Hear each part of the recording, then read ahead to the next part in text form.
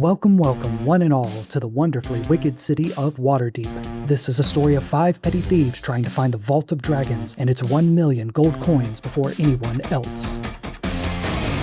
Our players are Schizofreak playing Blinken, the Gnome Ranger, Frax playing Thorgrin, the Dwarf Barbarian, Sam playing EB, the Gnome Rogue, Sean playing Inchi, the Goblin Wizard, and Kirby playing Huel, the Halfling Bard. Yes, that is a lot of D20s. Hell yeah. With 3 crits. 20 D20. Hell yeah. Very good, Sean. Yeah, I rolled 20 on roll 20. Hey, Sean, what do you want to do right now? Because with a 229, I can let you do about whatever you want. 3 20s, sir, not 2. No, and a 19. 229 is total. Oh, yeah, Mike, I got a 229 on my perception check. Where do I find the fucking Nine-Fingered Guard? I have a note written down specifically, Inchi, Nine-Fingered Guard. Okay. Okay, so just to remind everybody, y'all are in the End Prison, the high security prison of Waterdeep. It is located on a lower cliffside close to the sea, so it is buffeted by high winds and cold temperatures at all times. The security at this jail is very tight. It is only accessible by boat. The prisoners are kept tired and worn down with the duty of breaking rocks by the cliffside. And inside the prison is a naturally occurring anti-magic field, this discordant harmony that fills your ears and prevents you from being able to access the weave somehow. You are all here for 2 reasons. One, there is a trial going on in which the Doom Raiders could be found guilty and put to death. Also in this prison is Prisoner 13, the architect of the Vault of Dragons. For some reason, she has been held at this prison. You think that it would be valuable to contact her and find out more about the Vault of Dragons and perhaps even get a map of it.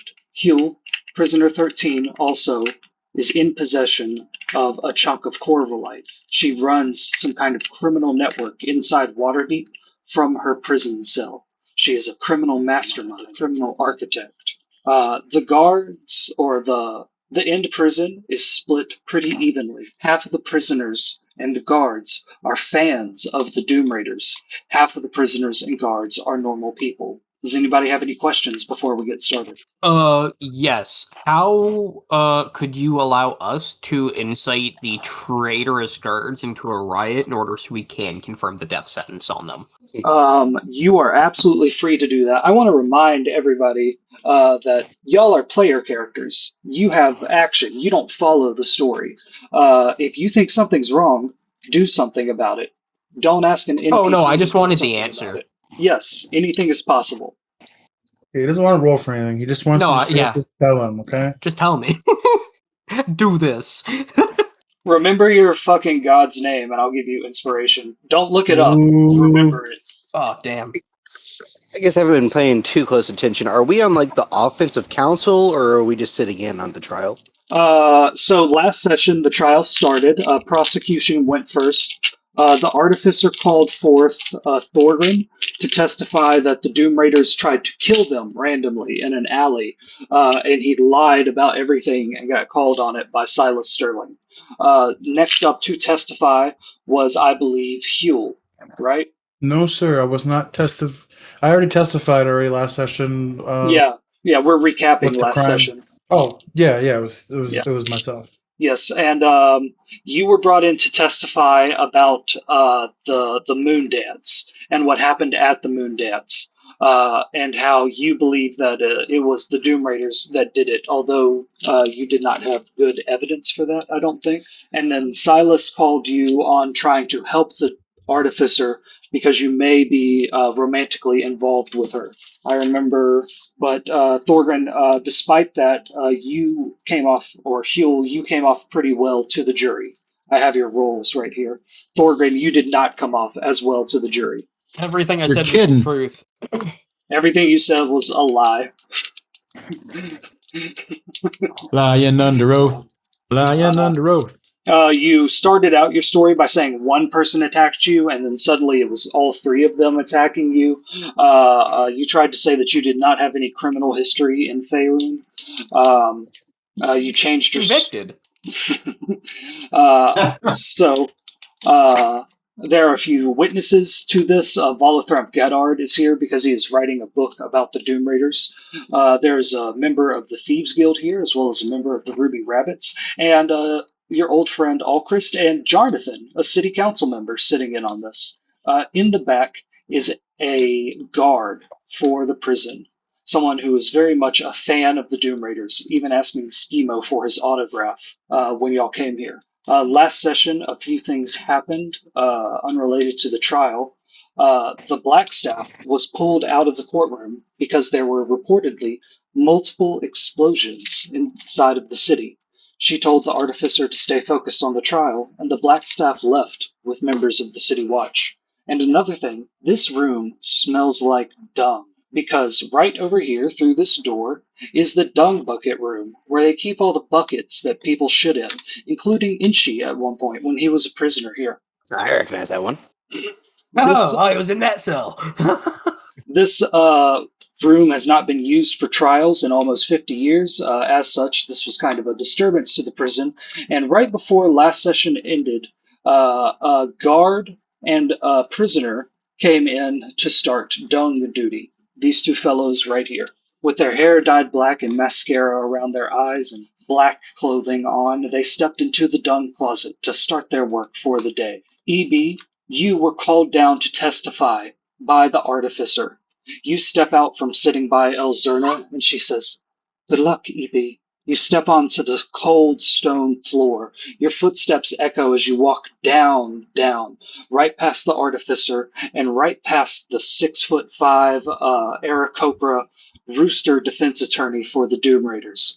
You take a step forward, and you are facing the Doom Raiders. People you have never met before, but people who you have been told a lot about. These used to be famous adventurers, famous rock star bards, real threats back in the day, but for the last 20 years they've just been retired business owners in Waterdeep. Your friends have said that they got up to an illegal drug dealing scheme, and they even tried to murder the artificer at one point. You are here to testify that these Doom Raiders dropped bodies by your boat more than a month ago, and that you have seen their fans inside the city drop more bodies in the docks ward. You walk forward towards Davil Starsong, and EB, you, the mastermind, know that you are being watched by Silas Sterling and Davil. You know that first impressions matter, and you have the chance to put on an act. How do you want Silas and Davil to see you? What do you mean? Like what kind of attitude do you try to put off? Are you confident? Are you meek? Do you know yeah, a lot? like calm, confident, and I guess clinical, straight to the facts. Just answering the questions. All right. As you walk forward, you can choose your way up to the judge. You can go left past Istrid Horn, the dwarf piano player cleric of the Doom Raiders, or go right past the 7-foot-tall Zaraj the Hunter barbarian drummer of the Doom Raiders. I'll go past Siraj. You walk past Siraj and you know that you are being watched closely by Davil, his purple skin and black eyes reflecting the torchlight around him as he cranes his neck around to watch you with steady gaze, his tongue clicking in his mouth, sounding like a clock. Tick, tock, tick, tock. You walk past Zaraj and she breathes in deeply through her nose and says, "Yep, he's new, but he smells just like him." Evie, do you say or do anything to these Doom Raiders as you walk past them?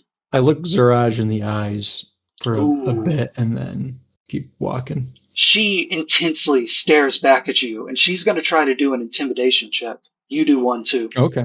Oh.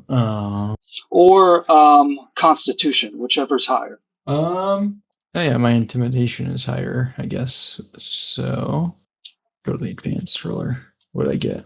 10. 10. Siraj got a 14 plus 9, so a 23. She looks at you like she could eat you in one bite. She is not intimidated by you at all. In fact, for someone that's sitting here in chains, she doesn't seem intimidated at all in a way that terrifies you. This woman stands tall in the face of adversity, as if it is casual to her. You finish walking up to the stand. You walk to the judge, this woman with a scarf around her eyes, her warhammer of justice in her right hand, and she says, "What god do you swear by, EB?" I have no god that I swear by, but I swear by the code of the Svirfneblin. "By the code of the Smurfneblin, do you swear to tell the truth and the whole truth? May your community judge you for your lies." I do. "Then turn around and testify." Evie, you turn around, the fire pit roaring in front of you, the Doom Raiders all looking behind themselves, facing the courtroom, but craning their necks to look at you, the firelight reflected in their eyes. Dabble going tick tock, tick tock. The artificer steps forward and says, "EB, would you like to tell the court where you live?" I live at the Velvet Barnacle, excuse me. "And what It is is the a- felt?" Mhm. Oh, sorry. No, keep going. Keep going. It's a docked ship is it the docks ward where I'm at? Yes, sir. The docks ward on That's the what it's south called? of Okay. Waterdeep. Yeah. Yep. And you would give like the street name and the dock number, stuff that you would know. Yep. And she says, "Well, Mr. EB, I came to you in the course of my investigation into these Doom Raiders. You had reported that you had seen someone dumping bodies in the docks ward. Is that correct? That's correct. Can you describe the incident that you saw more than a month ago, where you said the Doom Raiders, these three in front of us, dropped bodies into the docks ward?" Yes, I can.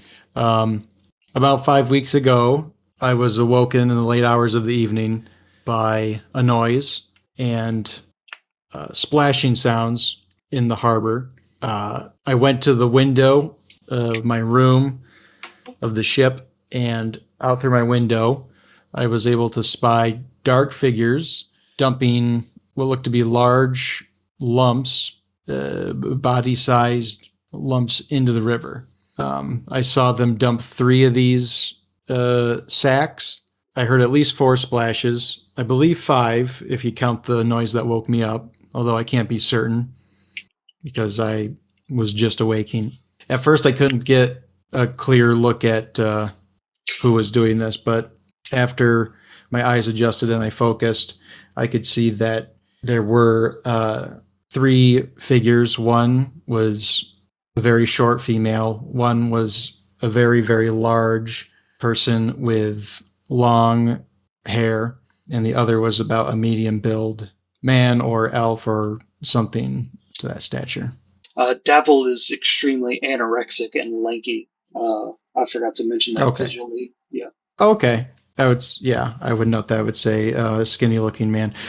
Something to know about EB, and I don't know if this is really going to throw a wrench in anything, but I took a feat Okay. that is called Keen Mind. And one of Yes. the things about Keen Mind is I can accurately recall like anything that it's almost like it's like photographic memory or something. You can recall any information that you've obtained.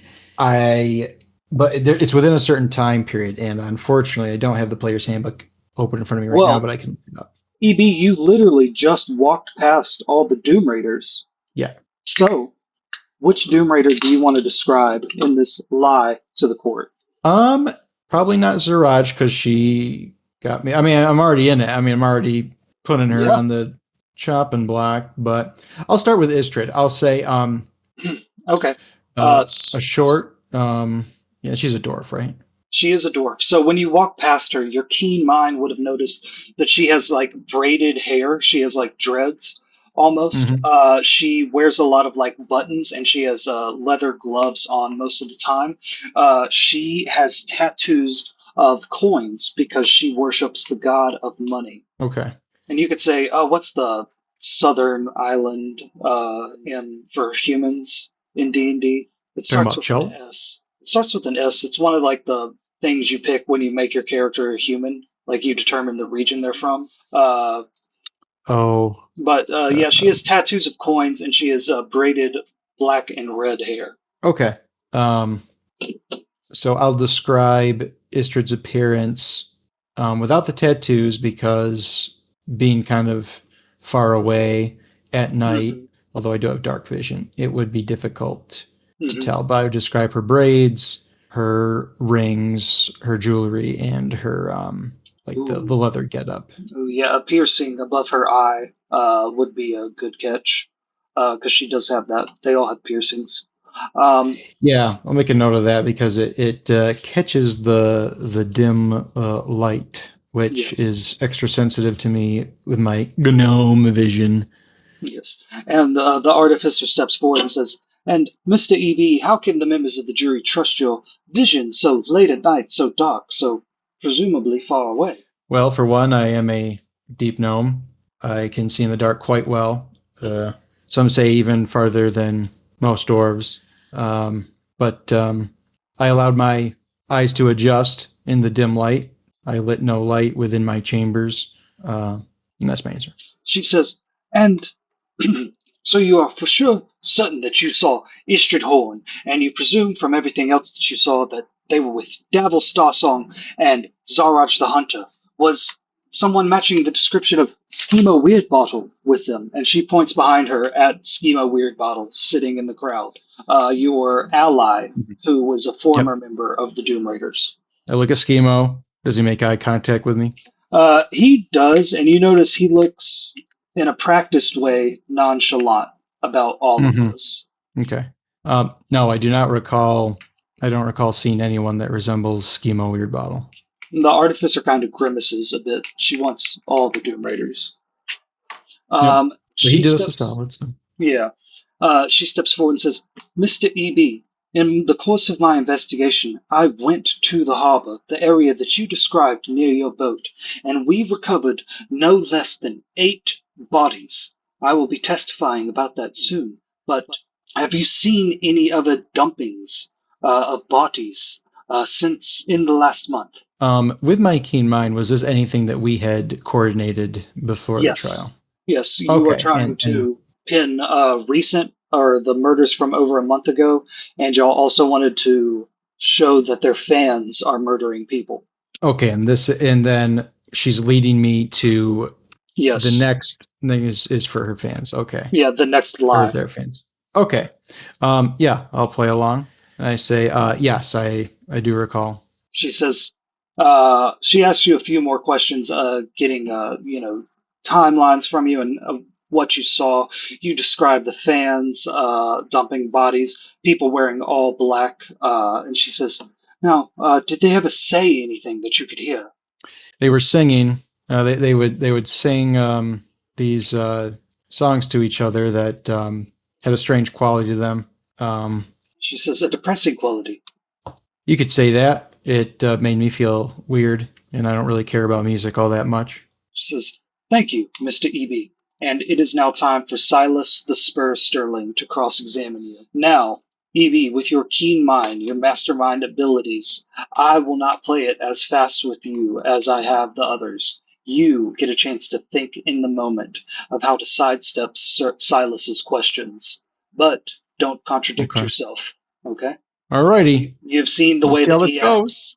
He is hunting for insects in a field. He is going to eat a big meal. He's going to Smells peck the blood. lies right out of you. He says, "Nah, Mr. E.B., don't hear many folks living in ships. What's life like that like?" I suppose it's different. He says, "Do you see a lot of crime down in the docks ward, Mr. E.B.?" Yes. He says, "And you are certain that this crime that you saw was attributable to my clients, the Doom Raiders, and not some other gang or anything such as that?" That's correct.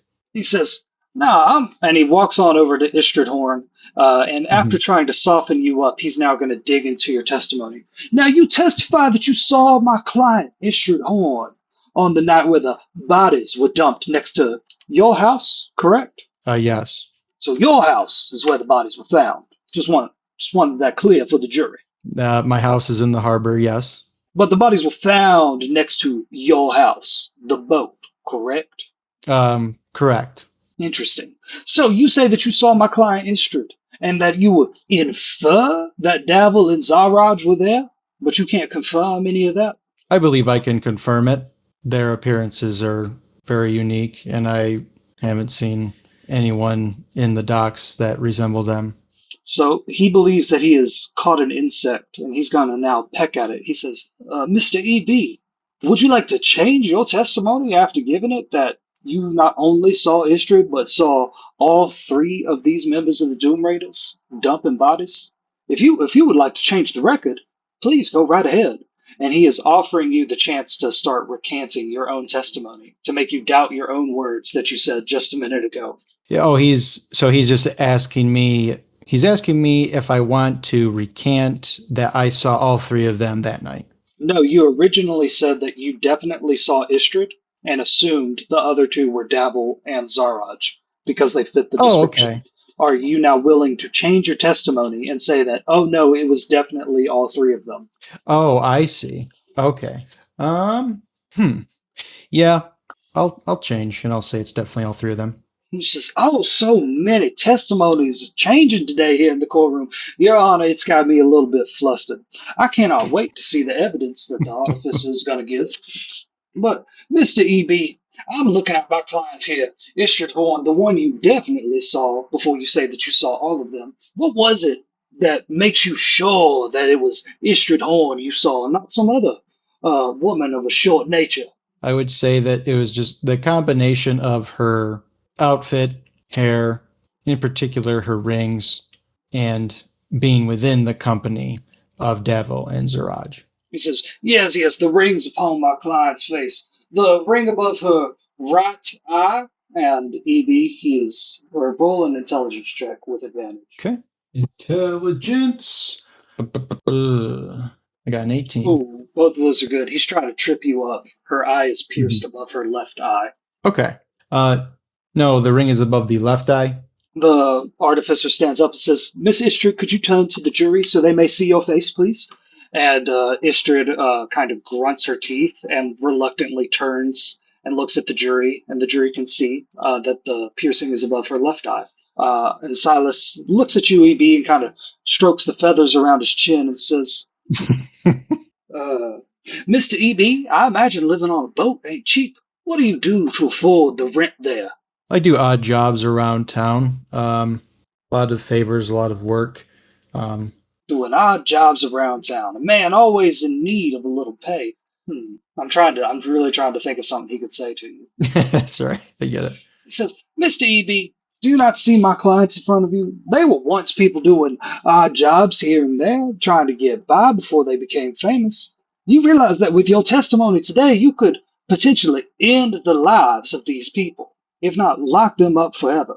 You heard what the artificer said. She's trying to get execution on so far what is nothing more than flimsy evidence at best. Are you okay with that, Mr. E.B.?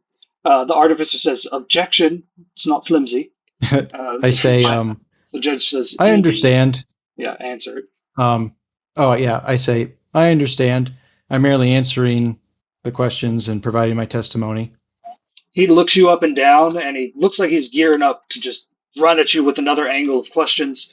But he breathes in deep, sighs, and he says, the defense has no more questions for this witness, Your Honor. And he walks back to his chair and he sits down. EB, you are free to walk back to your seat. All right. Thank God I took keen mind because I'm not as smart as EB. Artie, you should cross-witness him very quickly. Can't cross a cross-witness. Hold up, EB, hold up. Okay. I also need you to redirect. Roll a charisma check for the jury. Do it with advantage because you didn't get tripped up. All right. Charisma, go. Charisma, go. 19. 19. Very good. So we'll take that 19. You will only get to roll once because you changed your testimony. But that's a very good roll for that. Thorgrim, the artificer says, What would we even ask him? About the job thing. He said they were just honest folk trying to get by. They were called the Doom Raiders because they literally went and grave robbed crypts. And in the process happened to find necromancy and shit. Did you not read any of their biography? Jesus Christ. They are literal grave robbers. Honest work, my ass. Hey, that's honest work for like if Vikings that's and stuff. considered honest work, then I'm... Anyways, this isn't about me. The judge bangs her gavel and says, Mr. Thorgrim, is there anything you would like to ask the court? Oh no, I was spieling that. I was trying to keep it relatively quiet, but exaggerated. I'm giving you the chance to ask it. Does Artie want to ask it? No, but the judge just gave you permission to speak. Yeah, I'm gonna stand up and I'm gonna point my finger aggressively at Davil and be like, Doom Raiders? And I'm going to not state this as a question, I'm just accusing them. You guys were grave robbers. You went into crypts and dens and stole the treasures that were left there by the previous occupiers or, for the deceased. And in the process happened to find undead and junk, but you were grave robbers. You were not honest folk. That is complete and utter. What's an insult I can use that's unique? Oh, fiddle faddle. Boohickey. I like to imagine in character everyone saying this, and then the judge jumps in, whim wham.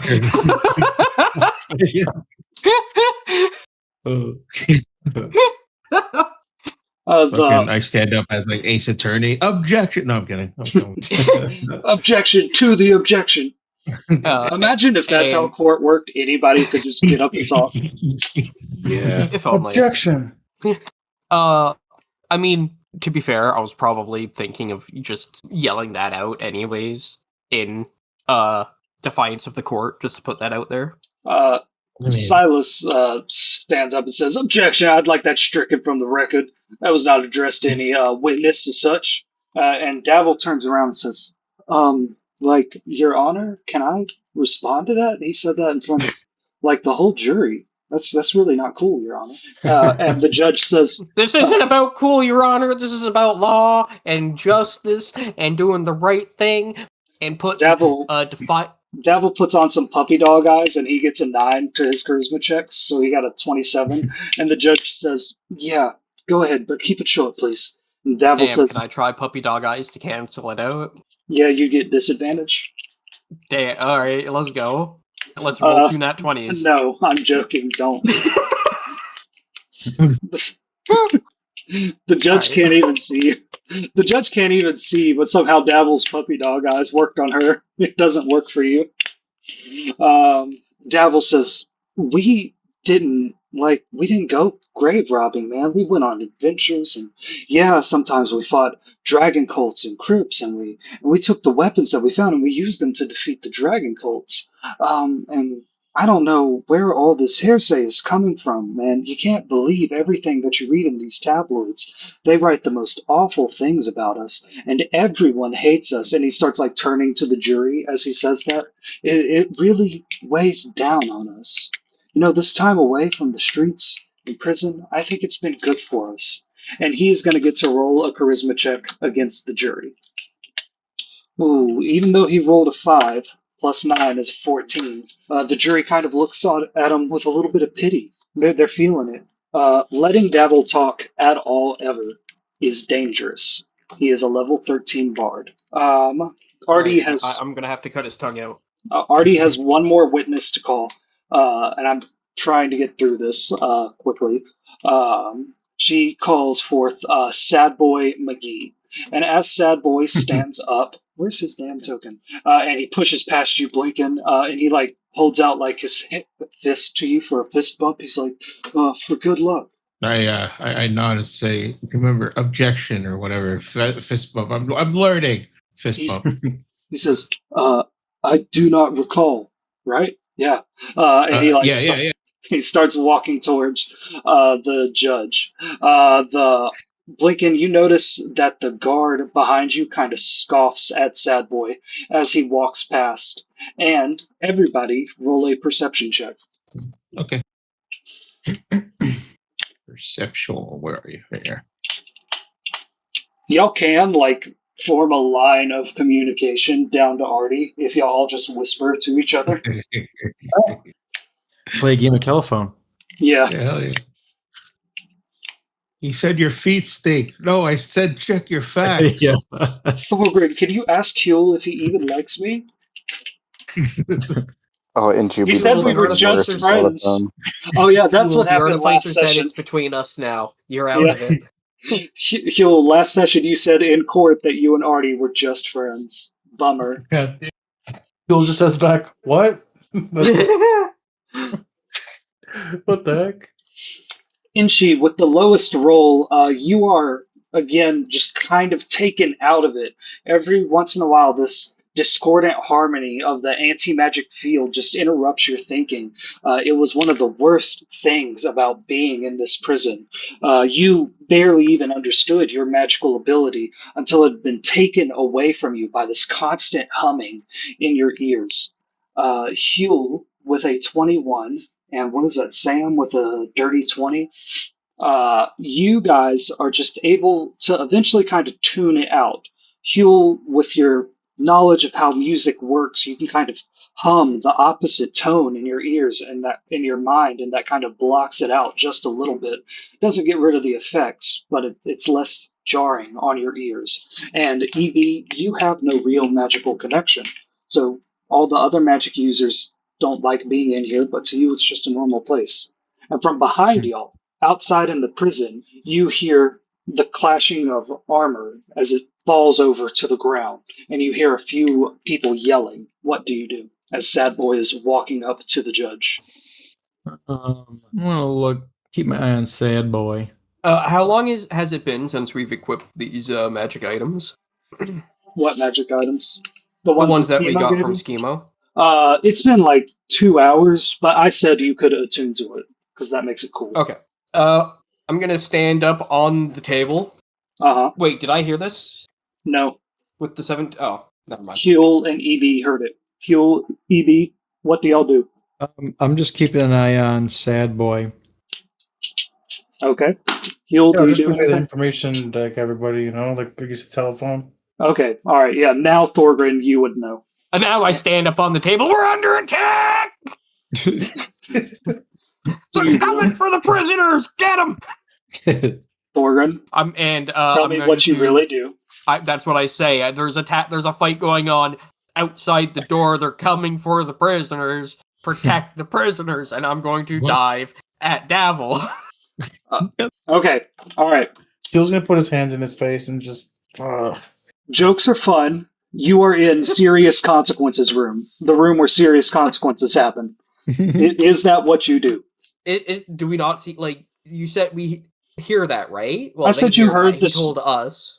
I heard you heard the sound Yeah. of armor crashing to the floor. Okay, fine. I don't, most Hey, of hey. that, yes, but I stop at getting on the table.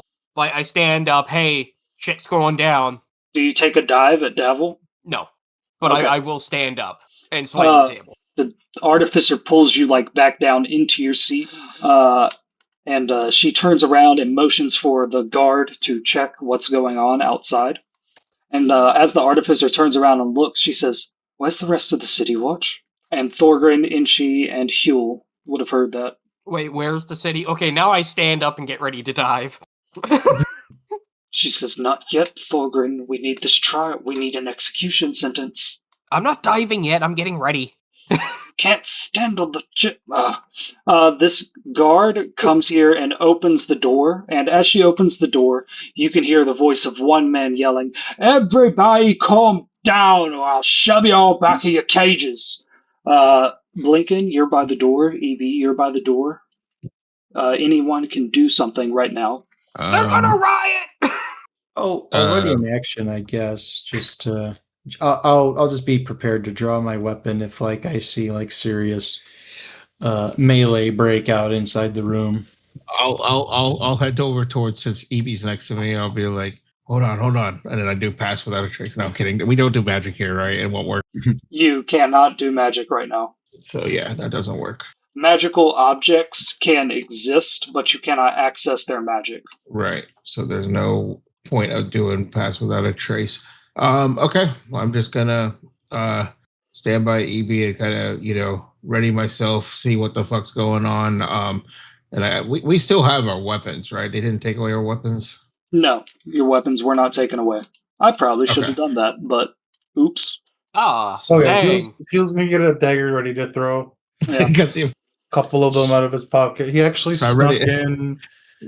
Hold on. 1, 2, 3, 4 daggers and a crowbar. Jesus Christ. They pat him down and everything. He's just slick.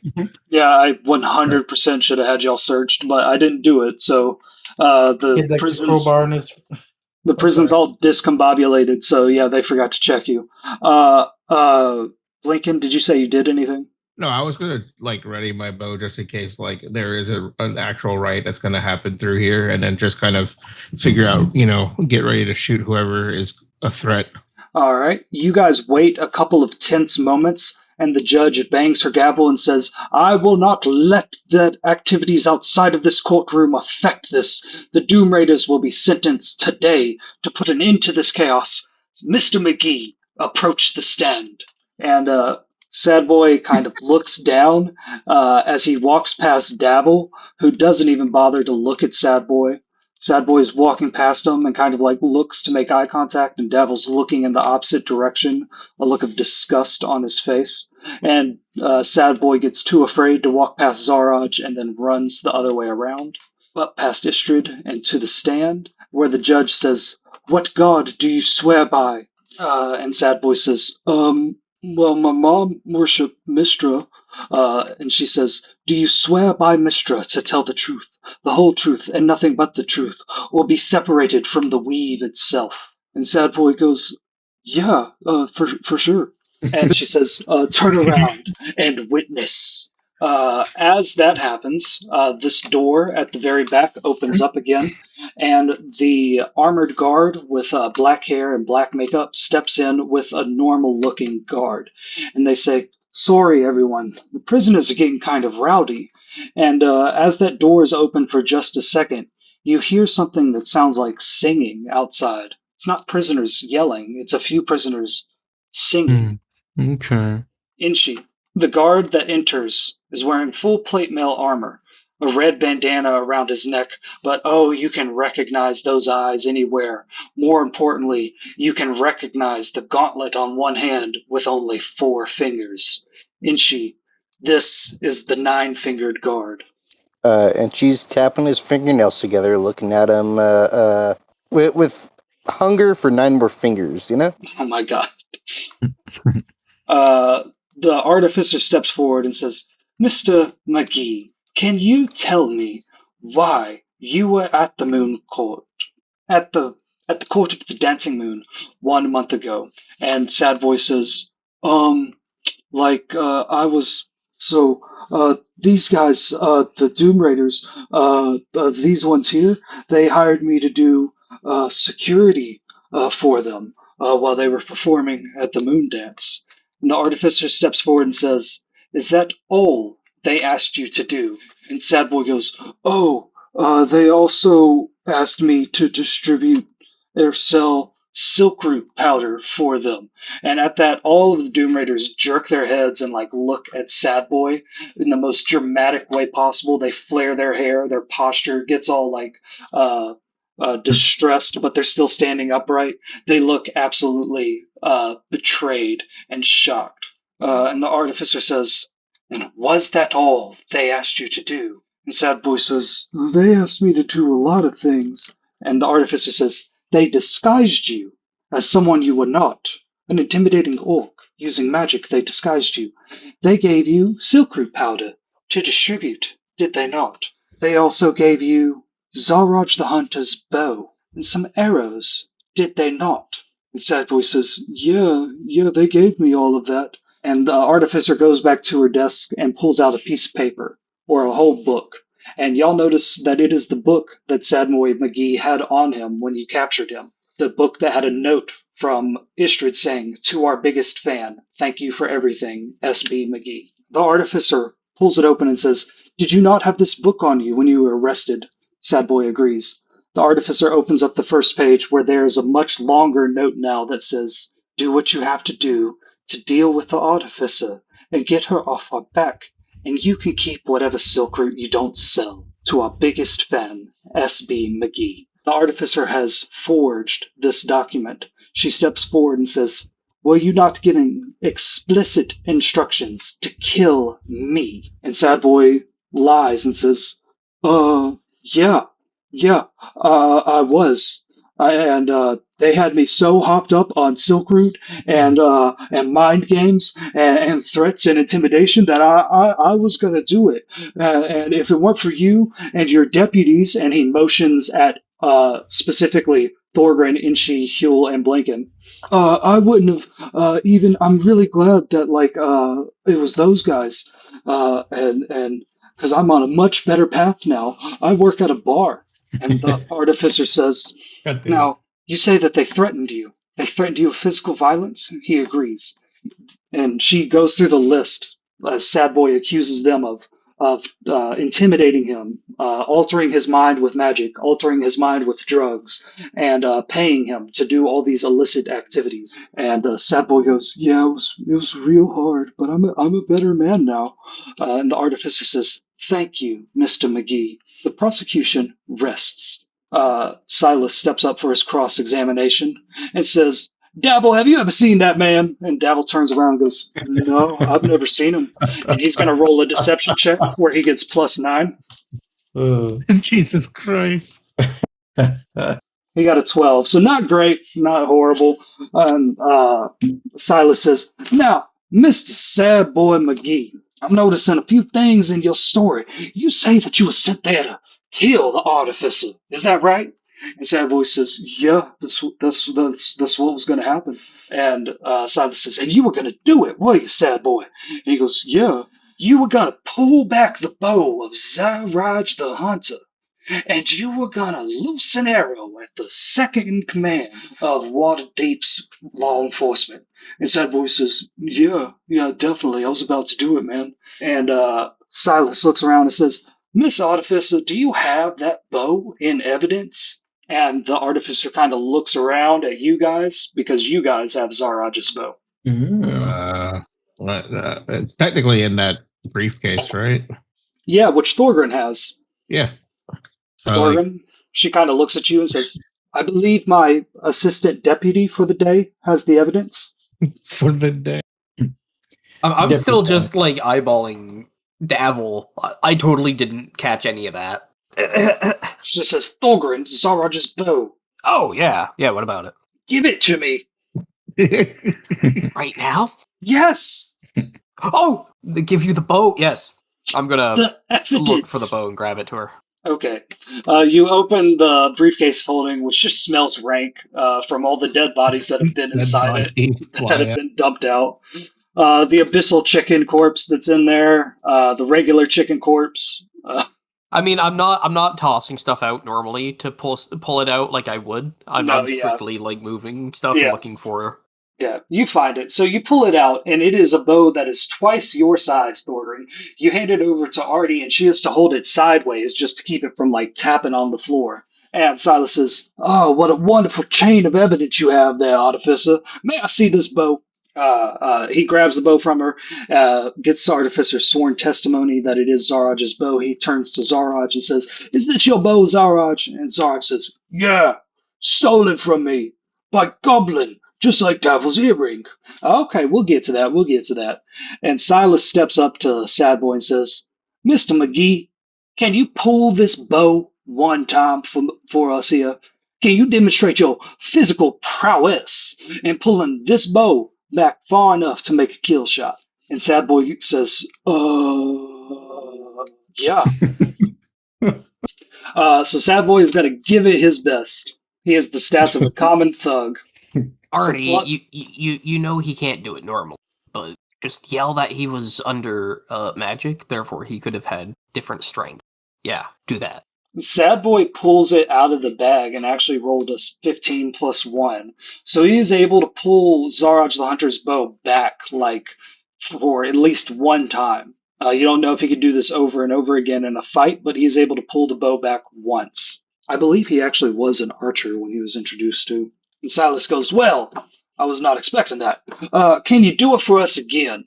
And he's going to have to roll it again. And this time he completely fails to do it.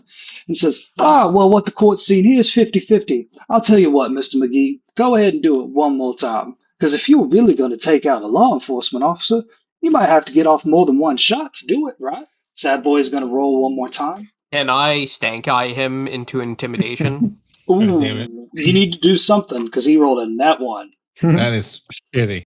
All right. I'm okay. What was it that gave me the thing? 2 seconds. I'm just going to double check something. Where's my intimidation? Where's my bonus intimidation? I have that somewhere. All right, fuck it.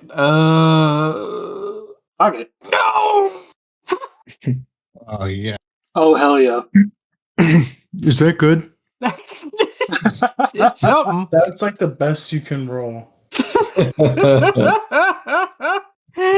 Oh, that's no. so bad. That's I so can't bad. like give you inspiration or cutting words or nothing because it counts as magic. Yeah. Yeah. Thorgrid, you do that so obviously and so like on the nose that the jury notices it and think that you're trying to intimidate a witness. Can I'm just like I? laughing so hard. I'm like, oh my god. I would like to recover this incident by embarrassing myself. No, it's just a moment. It's over. God damn it. I'm gonna put this out there for the argument. I'm going to loudly and forcefully let out a fart. No. Oh hell yeah. Why not? So it looks like instead of like eyeballing him down, I'm straining. It doesn't happen. You're popping It a doesn't- vein and No. get your It's chance. impossible to do in my version of Faerun, actually. I let farts happen once and y'all did it like 3 times in a row. I just figured it was like out of everything I could have done in that situation as the only recovery. No, it's just a moment. They're not like gonna. They might. No, remember. I know. It is it'll factor in a little bit. But Sad Boy also rolled a 1, so he tries to pull the thing one more time, and it pulls against him so hard that he drops the bow and stumbles forward. And when he stands up, he is like rubbing his shoulder as if it was pulled very hard. And Silas goes, "Oh, Sad Boy McGee, what happened to you? Do you need some help getting down from there?" And Sad Boy says, No, I got it. And he like tries to raise his arms, and he cannot raise his right arm. And Silas says, "So, Mr. McGee, you expect this court to believe that these noble adventurers hired you, of all people, to do their dirty work with Zaraj the Hunter's bow?" And Sad Boy says, yeah. And Mr. McGee, have you ever killed anyone before? And Sad Boy says, no, not really. And you were just going to take out the second in command of the whole city's police force. Just like that? And Sad Boy says, yeah. Mr. McGee, do you have a history with Silk Root Powder? And he goes, yeah, that's why I became friends with them, because they were giving it to me, he says, motioning at the Doom Raiders. And Silas says, how much Silk Root Powder have you been on since you came to Waterdeep? And he says, oh, it's really easy to get in Waterdeep because of these guys. So a lot of it. So, Mr. McGee, for your entire time here, your mental state has been altered. And McGee says, yes, but I'm better now because I have, like, a job. And Sad Boy McGee is going to roll his charisma checks against the jury. He's going to get disadvantage on both of them because he broke the bow and he has a history. Quick question: is Inchi's telepathic feat technically magic, Yes. but it doesn't require a spell? Send it to me. I'm going to say no, but send it to me. All right. Yeah, is it like Specific- you have to be vocal about it? Is it like a what do you mean? No, it says specifically detect thoughts is a spell, but it also says I can just speak directly into the mind of a creature within 60 feet. That is separate from I mean, detect. that checks Yeah, out because Mind Flayers cast anti-magic all the time and they can still communicate with each other, Well, it's their magic. can't they? I was gonna say, how would they know that when that's happening exactly? What did you say? What is that called, Sean?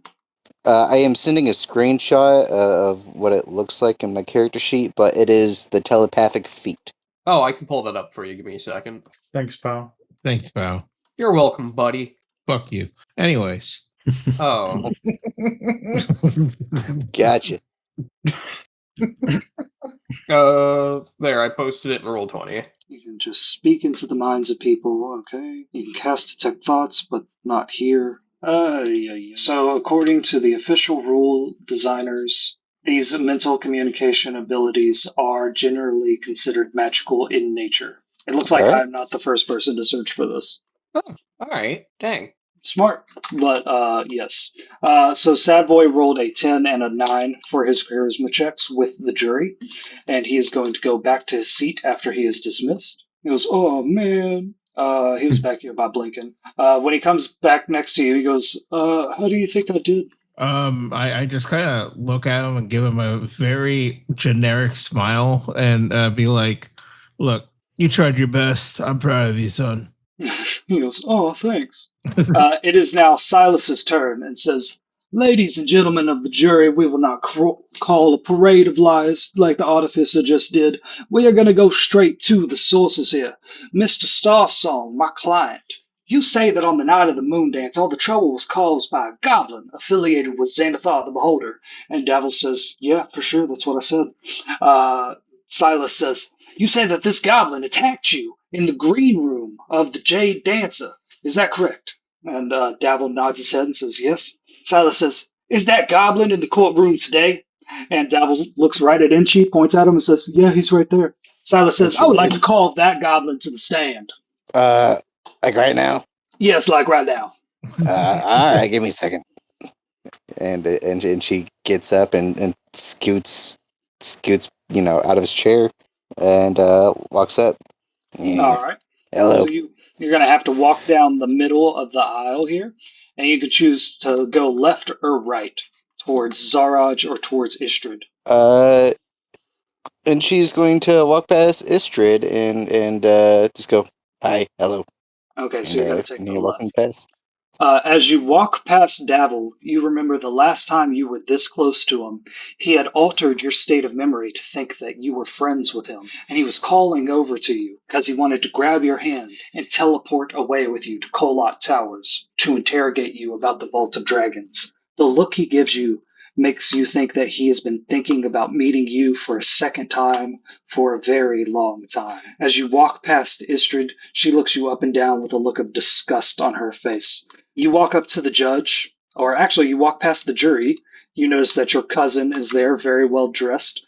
He is not looking at you because you two are not supposed to know each other. The Tabaxi juror kind of like waves at you a little bit. And she waves back. You go up to the judge and she says, "What god do you swear by?" Well, what gods are there? "There are many gods, magical gods, gods of nature. Do you worship anything?" Soup? Yeah, that checks out. She says, Ooh, or my mommy. Can I swear by her? "Yes, please, I would much rather you swear on your mother. Do you swear by your mother that you will tell the truth, the whole truth, and nothing but the truth? May your mother's son be known as a liar." Well, yeah, I swear by her and her soup. "Then turn around and testify." You turn around, Inchi, you face the courtroom, and all three of the Doom Raiders have turned as much as they can to look dead at you. You revealed yourself. You stole the piece of the Stone of Aranax off of Davil, the green gem that he was wearing as an earring. They all saw your face, and they saw you again later, right before they got arrested at the Moon Dance. They look at you with hate in their eyes. You are one of the reasons they are in jail. You are one of the reasons they are falling behind in getting the Vault of Dragons. They despise you. They hate you. Silas says, "Goblin, what is your name?" Inchi. Inchi the Goblin. What were you doing to my clients that night? I don't know. I was trying not to float away from all the gravity. Oh, you were at the moon dance, is that what you were saying? I was. Caught up in all the commotion. Mm. But you've met my clients before that night, correct? Oh yeah, they sing everywhere. They sing everywhere. So you see them often? See all the jewelry they're carrying around, all the expensive acoustical equipment? I think. You think. Well, there's a lot of instruments in Waterdeep.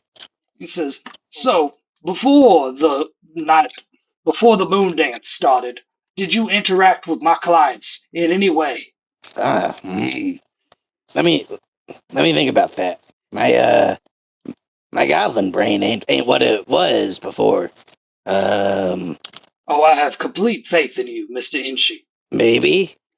Maybe. Did you interact with them in the Jade Dancer? Oh yeah. Oh, you were at the Jade chasing. Dancer? Yeah. Mm-hmm. And what were you doing there? Running from them. Running from them? What happened? They tried to chase me. Why? I don't know. Well, Mr. Inchy, would you be surprised to learn that all three of my clients, when they were arrested, gave testimony about a goblin that attacked them in the green room of the Jade Dancer? All three of my clients, held separately, not allowed to communicate, all gave a description of the same goblin. And he hands you a piece of paper, Inchy, and he says, would you like to read off the description of that goblin for the court? And he points to like a Uh, circled piece of text on the paper for you. yeah, sure. And she squints and turns the script upside down. Yes, the only way you know how to read. And Inchi, it is a perfect spot on description of you 3 times over. Short goblin, very big ears, red eyes that are massive, wearing a purple vest. Short, goblin, big red eyes, purple vest. Do you think that sounds anything like you, Mr. Inchi? Are you calling me short? Yes. Objection. The artificer says, yeah, I would like to object. Silas, where's this line of questioning going? She says, this man, this goblin that walked in here into the court with you, Miss Artificer, is named by all three of my clients as an assailant. Mr. Inchy, I ask you, were you ever interviewed by the Artificer about your connection to the Doom Raiders accusations? I don't recall. Oh. He looks at you with his eyebrows raised. He says, were you ever interrogated at all about the events that happened on the night of the moon dance? Why would I? Is that a yes or a no? No. He says, so what are you doing here today, Mr. Inchy? I'm just following my friends around. And your friends are? Mr. Blinky and Thor Guy. And, Huey over there. Oh, all the same people that were pointed out by Sad Boy McGee. How do you all know each other? We own a little bar together. Half Pints. You and Sad Boy McGee own a bar together? No. The Half Pints own the Half Pints. And Sad Boy's Mr. Blinky and Huey. And Mr. McGee's relationship to you is? I hired him for a job like a long time ago. Oh, what was that job? Gosh, I gotta think back again. This old goblin brain.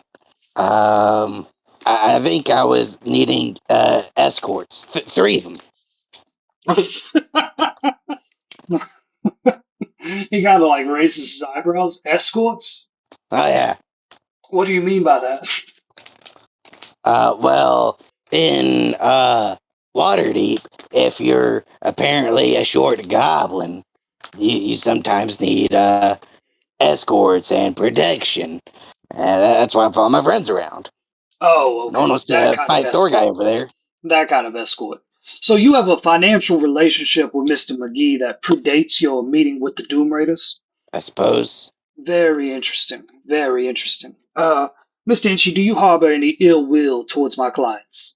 Not a big fan of their music. They all like click their tongues, like they sound annoyed. Shoot, Inchy, you're doing a really good job testifying, actually. I feel like I should have made you roll a deception check at one point there, and I forgot to do it. I mean, I can like do it now. I don't even remember what it would be for. Or I'll just have him ask you outright.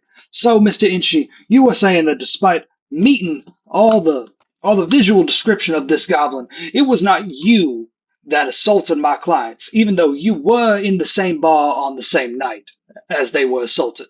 I don't think so. You don't think so? Do you forget when you assault people? I mean, it all kind of blurs together after a while. Okay. Roll a deception check, Inchy. You're aiming to get above a 12. Fuck, I think I have to roll physical dice. I don't think my modifier is going to help me with the 7. Probably not. Did you roll? Yeah, I got a +1, so that's a 8. An 8? Yes. Ooh, yeah, that's not great. Okay, and then he says, and after all this happened at the moon dance, there are testimonies from not only the Doom Raiders, but the guards that were there, the City Watch members, that there was a goblin fighting alongside a beholder, a goblin that happens to fit your description, Mr. Inchy. Was that you? I was not a beholder. That is not what I asked you. Well, yeah, you said there's a goblin and a beholder. And then you said, was that you? I was just assuming. Were you the goblin fighting beside the beholder? Yeah. All the Doom Raiders like point their hands at you, like, see, he confessed. And Silas says, ease up, ease up. You were fighting alongside a beholder, a purple beholder, a beholder that looked an awful lot like Xanathar the beholder. Yeah, that's why I had to fight him. Oh, you were fighting the beholder. Yeah, what'd you say? Fighting with the beholder. That's what all the witness testimony says. I thought you said fighting alongside. I was on the side of the beholder. Fuck you. He says, were you engaged in combat with this beholder as an enemy or an ally? I don't know. I just do stabbies. And I don't think I stabbed the beholder. It's floating around, and it was all big and scary, and people were running everywhere. He kind of like looks at you just a little bit flabbergasted. He doesn't know how to like deal with you. And you can see that Artie has a big smile on her face. And he says, Mr. Inchi, no further questions. All right. Well, how are you doing? He says, you don't ask me questions, boy. All right. You can't just call him boy. That's racist, Your I Honor. realized that as soon as I said it. Whoops. Artie, Your Honor, you're going to aggressive. accept that in your court? Artie steps forward and says, so, Mr. Inchi, you're saying that you did nothing wrong, correct? Maybe? No further questions, Your Honor. She's trying to let you declare your innocence. She sits down and you are dismissed, Inchi. As you are walking back toward your seat, y'all hear another like loud sound from outside. It sounds like another set of armor crashing and a few sounds of swords hitting other swords. What do y'all do? I'm gonna look at the people in the courtroom or whatever, and then I'm gonna look at the door, and I said, "Hold me in contempt" or whatever lawyer shit you say, and I'm gonna go towards the door and just kind of peek through and see what's going on. Well, Just a how second. do you react? Oh, I was waiting for Schizo to be like, and I freak out because there is in fact a riot. I start doing the gritty.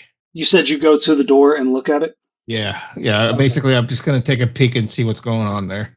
All right, I'm sorry. Let me use the bathroom real quick. I'll be right back. Yeah, I go over there. I'll Just take a quick break. doing the too. gritty. Yeah. Whatever fucking lawyers say, sure. What happened? I'm just gonna check the door real quick. Ready action to throw a chair. Ooh, better yet, ready action to grab Huel and throw him. Oh, yeah.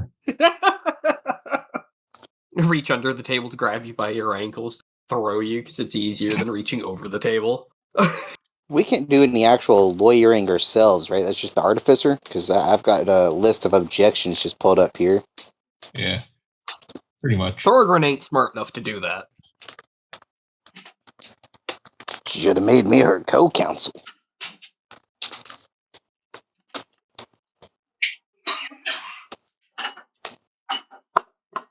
All right, I'm back.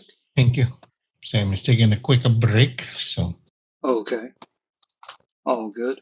So, I've stayed in enough hotels this year that I'm now a Hilton Gold member, which means when I come Ooh. into the room, I can just drink the water bottles they leave out for you. I ain't got to worry about hell that. yeah. That's not extra. Fuck your upcharges, suck it. No, I know some of these peasants got to worry about drinking the water, not me. I can just do that shit. Damn, the one human need, you don't have to pay for it now. Exactly. Exactly. Right? Because I'm better. Okay. That's why. Peasants. Wait, this means this guy's got free water. Everyone get him! No, me and my two bottles of water. You mean You our 2 bottles fucking of rat. water. What? You class traitor, those are our waters. Comrade. Oh, I'm finally getting my I had my order delayed to get my last run. I think I'm getting it tomorrow. The books I'm getting The what? the last Ronin Oh, cool. because I haven't what read books them are yet. those? But that's like the Teenage Mutant Ninja Turtles thing. Oh, okay. I'm kind of excited to read those at some point. Oh, that's like the very mature one, right? Yeah, it's like one of those went crazy. It's the whole backstory. It's like set in a cyberpunk kind of setting. Hmm. Kind of like how all the absolute DC stuff is real edgy, which I want to read. Yeah, Though. it's kind of like that for sure. I can't get wrapped up into comics again. It takes up way too much time. Yeah, it does. Like I've had the old comics way back, like in the late '80s. I don't know where it is now, but those were pretty gritty for Teenage Mutant Ninja Turtles because they were gritty back in the day. I've only read 3 full comic storylines. So every time I just go into a comic book store, everything's just so scattered. Oh yeah. Where I just don't even know where to start. So I either just pick up a full collection or I just usually don't grab anything. hmm Usually, you can ask the whoever's working there, like, "Hey, what's a good standalone series of whatever character you want to read?" And that's a good way Yeah. to get started. But yeah, it is overwhelming. Yeah, there's a lot of shit everywhere for comics. Mm. I do There's really like so the many under the stories. Red Hood comic run though. hmm Mhm. Have you read That's good. Superior Spider-Man? No, the 3 comic storylines was Under the Red Hood, A Death in the Family, and End of Hell. That was a Daredevil one. Okay. That sounds cool. The Superior Spider-Man is very good. One of my favorites. I actually don't think I have a single Spider-Man one.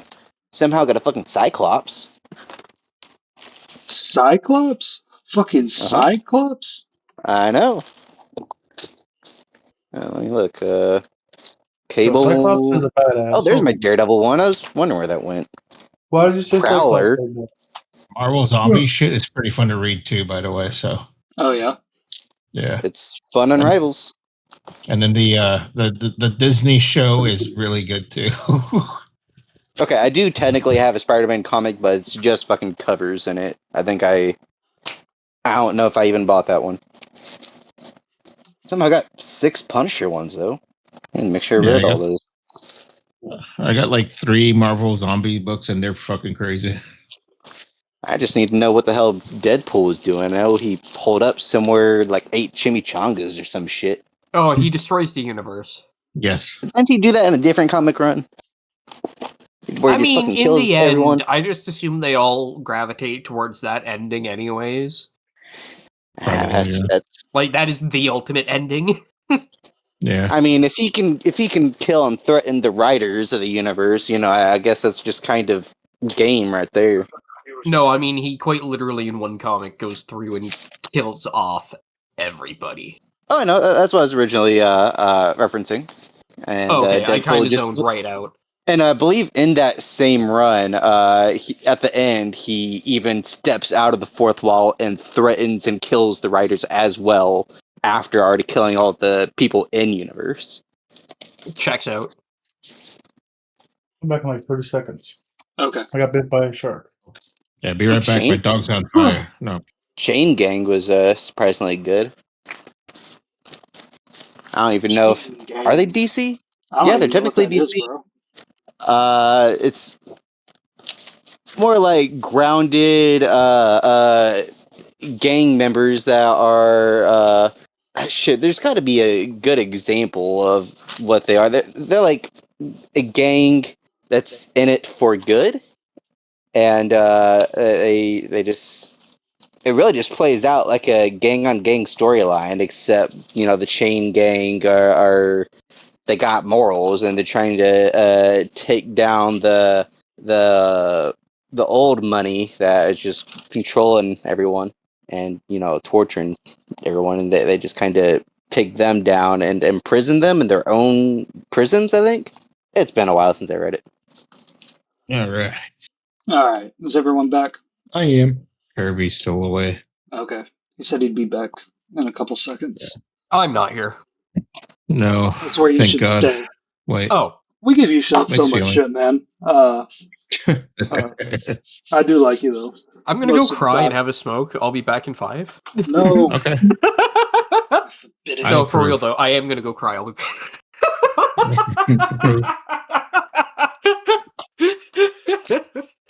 I'm sorry. No, we're good. No, it's all You know, good. I get it. want to smoke cigars, but I don't want to sweat outside at 11 o'clock with like, what is it right now? 85 degrees. So it's probably like almost 90 degrees. Oh yeah. Yeah, it feels like almost 90 degrees. That's fun. Being outside sucks down south, honestly. Like, I lived up It's- north for 3 years, and the summer was bearable, but down south, it's awful. Yeah. I mean, it's only 62 out here. Also, Okay. I'm really upset that it defaulted to Fahrenheit.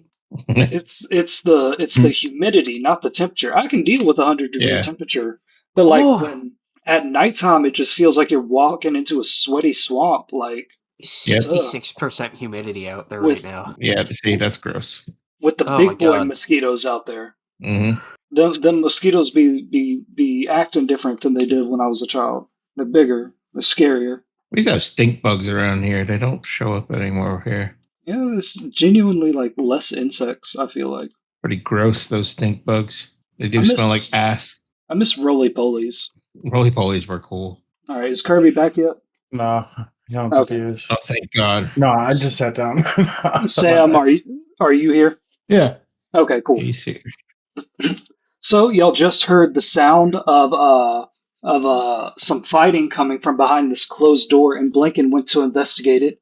As that's happening, Inchi, you're still walking back to your seat, and Dabble Starsong says, "Liar, you've lied about everything tonight," or "Liar, you've lied about everything tonight. Everyone here has." Inchi, do you say anything? Including you? He says, he starts like arguing back with you, Inchi. Blinken, at this time, you get to the door, and you and the guards push it open. Blinken, when you push it open, roll a perception check to see if you can see the most dangerous thing. Oh, thank God. Hopefully I can roll high. Let's see. Where is it? Perception. Okay. Yeah. Hell yeah, dude. So with a I just see my 5, feet. you see the first thing that calls to your attention on the floor. There is a couple of dropped swords, and there are some guards lying down on the floor, and that kind of catches your attention. Inchi Davil says, "You just lied about everything up there, man. I know it was you that attacked us. I know it was you." Hearsay, Mr. Doom Guy. God damn it. The judge stands up and says, "Order, order in the court." And at the same time, this door over here opens, and one of the guards steps out and says, "Sorry, Your Honor, we're just coming through here with some stuff." Thorgren, what do you do? I'm sorry, an armored guard just stepped in? Yep, the one that went to the dung closet earlier is coming out of the dung closet at the same time as Davil is shouting, the judge is shouting, and Blinken is looking out the door. Well, What do you do? Davil's shouting, so we gotta put an end to that. So I'm gonna dive over and try to gag him. Okay. Assuming the artificer does not attempt to stop me. The artificer is bewildered by everything that's happening, like all at once. She can't pick what to focus on. She's kind of like, "Your Honor, I'm sorry, there's just so much," and she doesn't even notice what you're trying to do. Step. It's okay. I got this. Dive at him. Her mind is racked with terror. So I go to gag Davil. Narrator, he it's almost going to certainly ki- does not have this. I got this. I'm assuming shit's about to go to hell in a handbasket, and last thing I want is the anti-magic field to go down and Davil to start throwing spells. Okay, so you're going to try to gag him? He's already cuffed. I don't want to hurt him too much. Okay. He is cuffed. What was that? Oh, shoot, my laptop needs to charge. Sorry. Okay, so you're walking right up to him, and he looks confused, and he says, Your Honor, Silas, do something. And you're going to try to gag him. So roll a... I mean, he's not going to just let you, like, open his mouth and shove it in there. He's going to resist. So how are you trying to do like, this?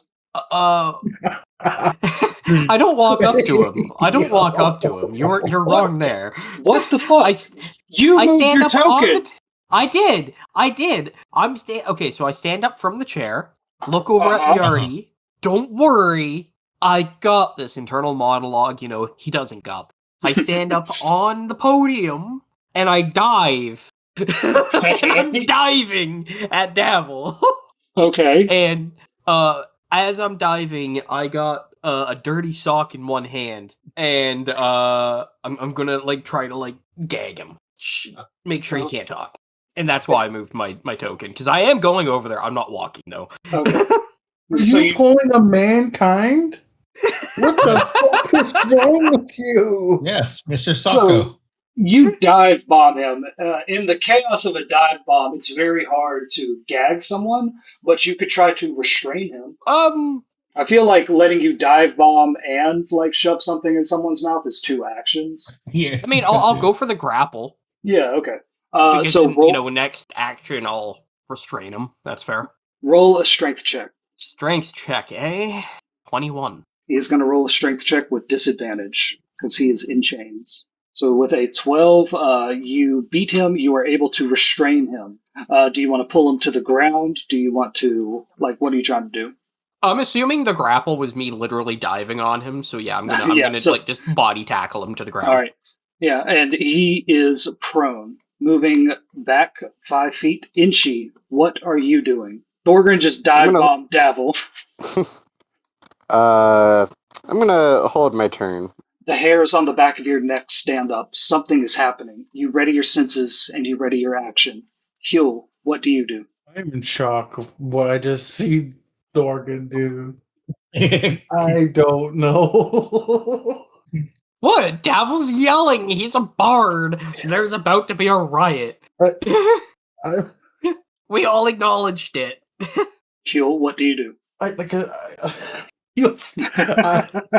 I've been temporarily deputized. Stop worrying. It's okay. By your girlfriend. Oh, wait. Hold on. By Just his friends. girl, yes. Can I Just friends, just actually. just take a second to figure it out? Just- I don't know what the. It meant nothing. It literally meant nothing between two mature adults, which you two are not. God damn it. Can't believe you just Speak for yourself, mankinded. sir. Huel, what do you do? Action. I move up a chair. Move up a chair? Yes. Oh, so you're by Artie now? Yes. Looking at her, she is flustered. She doesn't know what to pay attention to. The door, Thorgren dive bombing someone, you coming in behind her, or this other person walking through the door with the dung buckets. She looks frazzled. She looks unable to make a quick decision. You remember the artificer from just a few nights ago that you fought the Assassin's Guild with when she was trying out that new silver arm. She was so alert, so confident. She had a plan, always.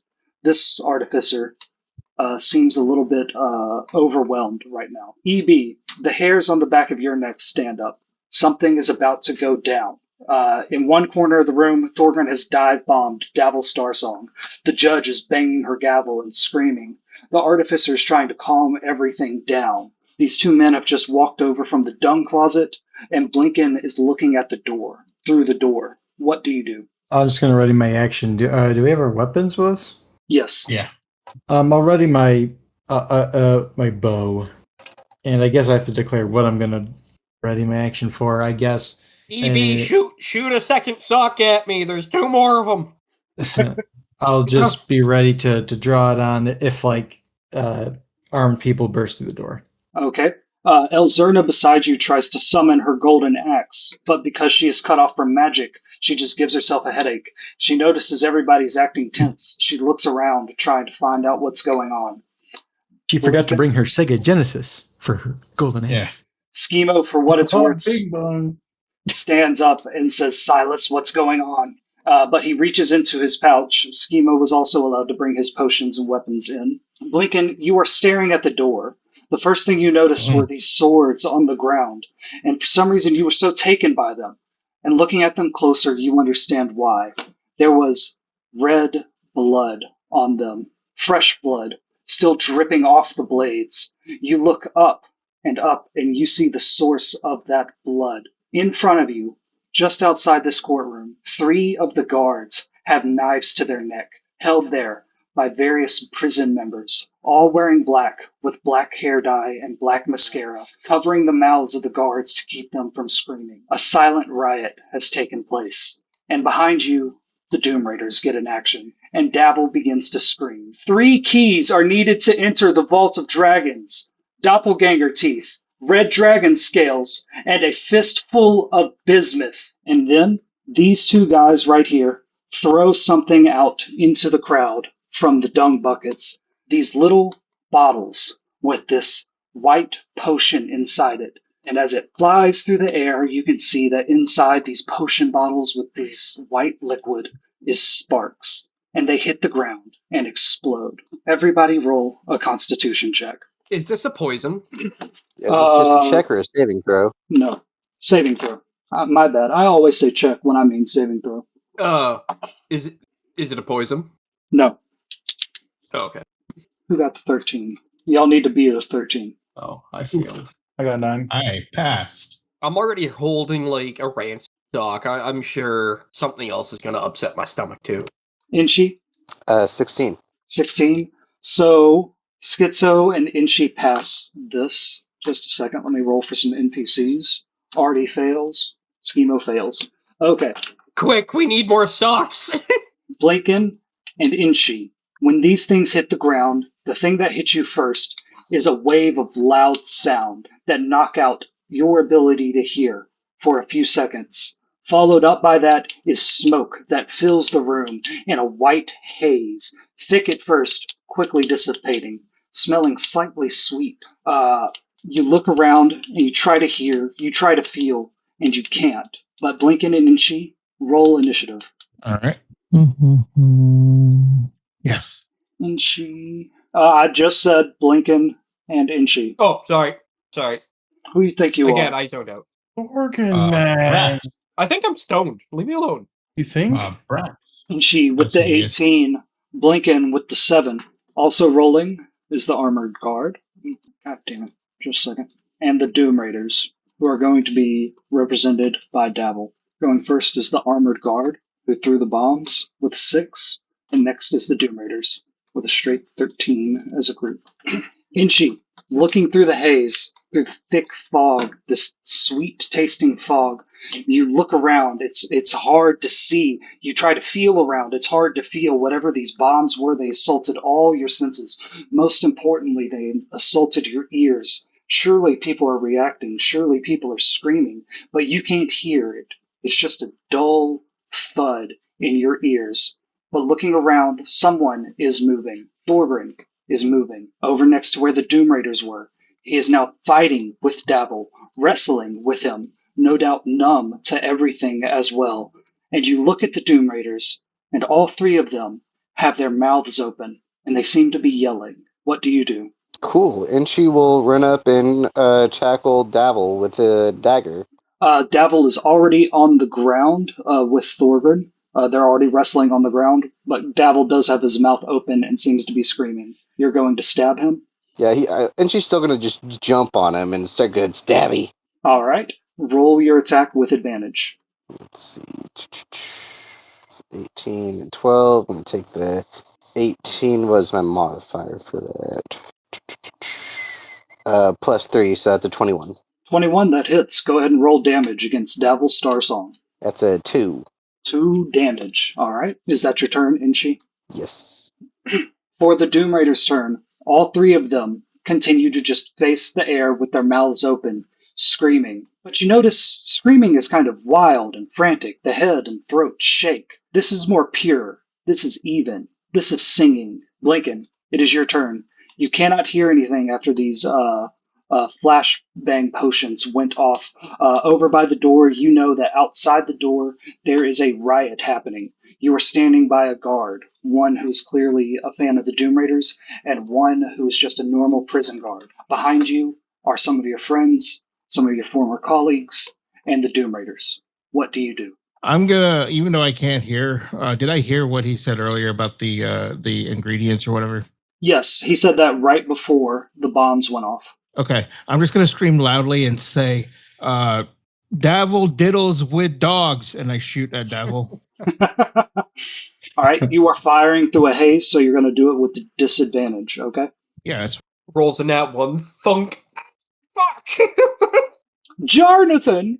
let me see. Okay, oh yeah, and I forgot I got the +1 longbow. Okay, so it's gonna be, what the fuck's my proficiency again? Okay, so it's gonna be 2 the 20 plus. All right, let's see. Ooh, very nice. Oh, 21. yeah, it's the 20. Yeah, 22. Sorry. All right, that would hit. Davil is currently wearing prison clothes and no armor.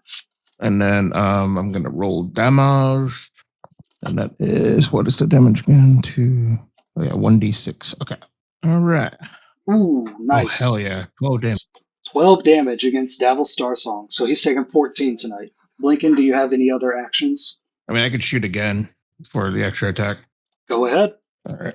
Against Davil, the guard, Zaraj, anybody you want to. Oh, no, I'm still focusing Davil, and I said, this place smells like shit, and I roll.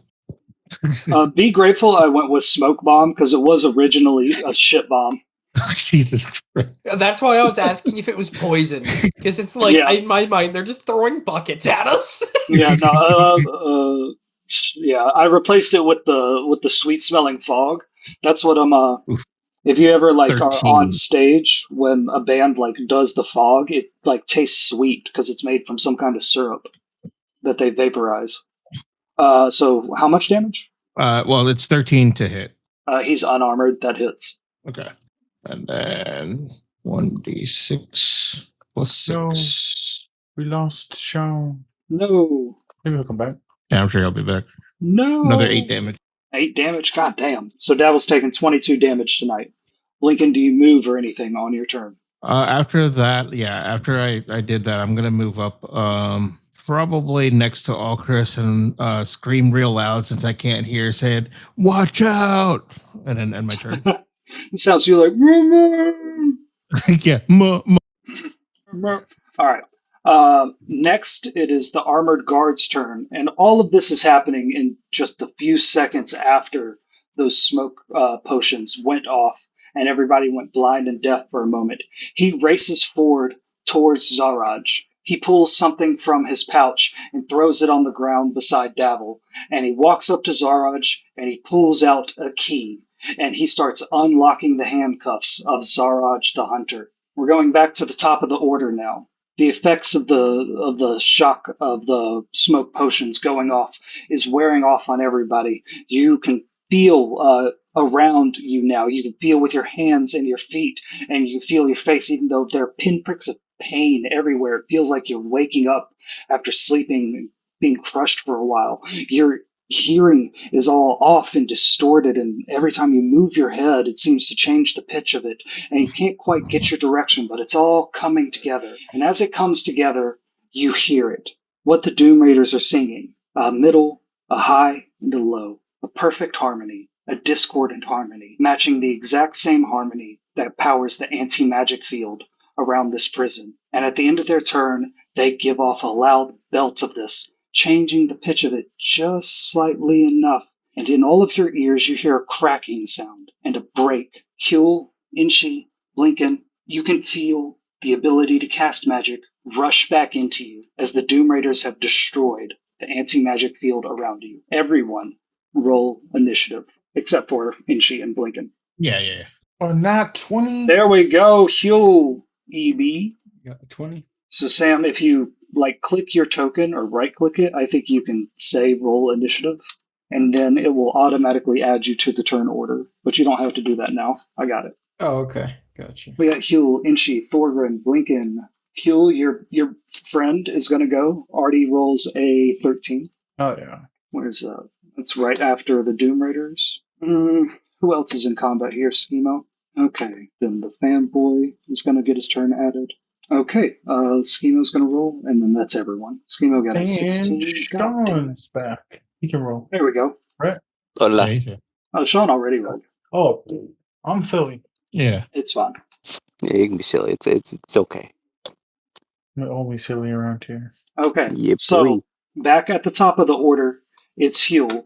Huel, you come to your senses. You can move again. You can see again. You can hear again. The fog is dissipating, and you can, as the numbness in your ears fades, there's just this high-pitched hum that's left behind from the cracking of the anti-magic spell. Huel, what do you do? Who's gonna realize it's gonna be like a snap? You know what I mean? Like he's gonna shake his head a little bit and like realize that it's gone and realize everything that's going on. Was it the fanboy who threw the bomb or this armored stand over here? The armored stand. Oh, he's gonna stand up pretty intensely and he's gonna take a second. He'll go leads into Annabeth. He's like, I'll be right back, sugar, and then he's gonna Ugh. Oh my god. And then he's gonna just Excuse punch me. this guy right here. You're fucking stupid, bro. Grossed me out, dude. You're damn straight. Then he's gonna You know punch what? this dude in the kidney. It's all about confidence, and Huel's got that. You know, just I mean, yeah. sometimes you start saying something and you want to stop, but you just got to commit to it because that's the only Yeah. way you'll pull it Okay. off. And he struts off too. He like doesn't even like run. You know what I mean? He just walks over here, then punches this guy in the kidney. And Yeah, he casting like inflict wounds. pulls up his inflict pants wounds, to that's show off what- his yeah, ass. Yeah. Okay. Inflict wounds. He needs to roll a Constitution save. Yep. Yeah. Beats a 15. He got a 2, so no matter what he rolls to that, he didn't win. I'm like, This yeah, guy- you think you're tough, buddy, throwing stuff around. Take this. Great. Super bitch. Yeah, he's punching upwards, punching him. God damn it. Okay. And for bonus action, okay. Sorry. No. Yeah. Bonus action, I'm going to Bardic Inspire. What's his face? Thorgan. No, I'm kidding. I love you. I'm going to give it to Thorgan. Okay. That was a That's bardic okay. inspiration. Okay. He gets a bonus. I forget. D8? Yeah, 1d8. EB, That's- it is your turn. What do you do? I will dash over to let's see. Davil, right? Yes. Yeah. And I'm gonna stab him. Hey, y'all are just ganging up on this chained man. Really. That's why I went over and beat up this guy, so I'm not jumping this dude. Man, all my homies hate Davil. Fuck Davil. He just spilled the secrets, and I don't know if they'll remember. Well, Should we have don't tore need his them to other ear, remember. too. Stab them all. I got an 18. 18, he is unarmored, so that hits. Also, you would have gotten Yeah. advantage on that because he's chained up and tackled. Oh, okay. And I get sneak attack. Oh my fucking god, yes, you do. Yeah. Yeah. Throw all the dice. I should have All put them within Yes. 5 feet of each other. God damn it. All right, so I'm gonna roll my die 6 so it's gonna be my normal damage, then the sneak attack, and then I'll roll a separate die because of the force damage of the dagger that I got. Yes. So wait, I did that wrong. Shit. All right. Okay. Just roll one what you sec. have to roll and then add your adds. All right. So it was Oh my God. 19 plus Plus, 1, so 20 damage. Jesus Christ.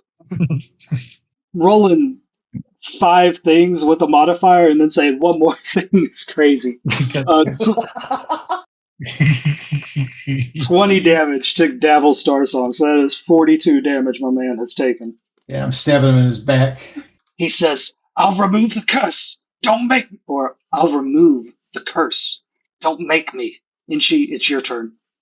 By the way, I can do a max of 4 damage right now with my dagger. So, kudos. Inchi, on this turn, the magic has flooded back into your bones and veins. It fills your mind, this natural intuitiveness that you have with magic. It's so nice to have your old friend back. You are fully powered up. You are a fully operational goblin wizard. Okay. Oh shit, I know what I want to do, but that's going to get me in a lot of trouble. Because the judge is still there, right? The judge is still there, and she should probably roll initiative. Fucking YOLO. Let me pull up the spell. And she would like to use, what is it? Level 4 spell, a conjuration spell, Summon Aberration. Okay. And it is going to take the shape of a Beholderkin. Beholderkin. Okay. Pull up the stat block for this guy. Okay, I'm looking it up too. Where is the stat blocks for this? I can't find it. Just like a Beholderkin stat block, There we go. I found it. Aberration. I Yeah, found it. yeah. Armor class 11, hit points 40, fly 30 feet. Okay. All right. And from what I can tell, it just looks like a beholder's second cousin, really. Not quite as intimidating, but it's still very clearly of the same species. Yeah. Where do you summon it to? I just fucking summon it right above Davil to gang up on him too. Okay.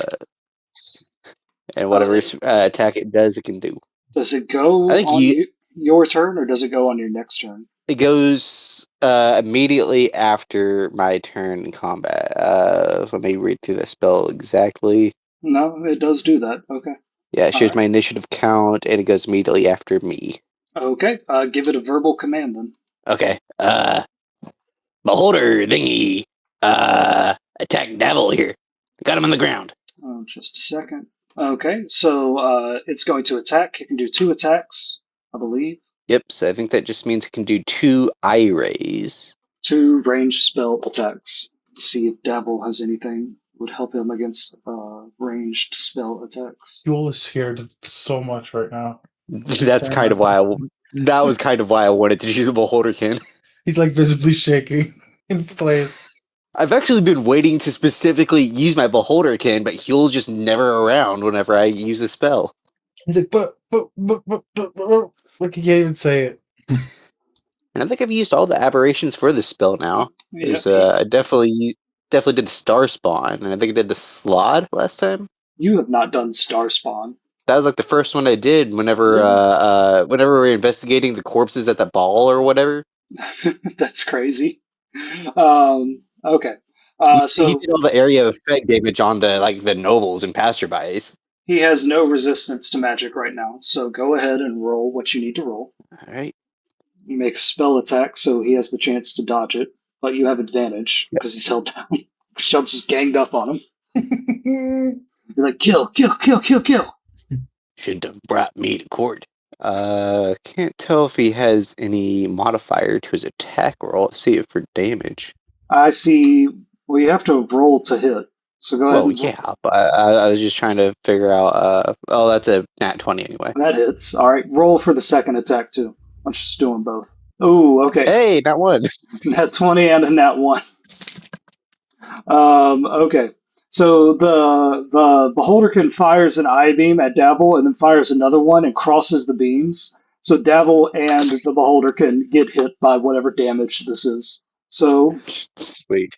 roll the damage, 1d8 plus 3, and double it.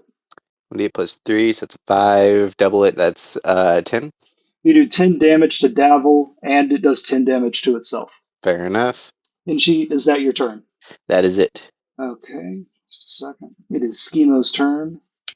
Now, I have everybody's character sheet up, but his. No one's taken damage yet, right? No. I don't think so. Apparently I did at some point. I don't know why you would have. Not today, at least. No, not I today. don't think in this fight, but you're always Well, doing not something this crazy, session. so I can't even say. Leaping at people with socks.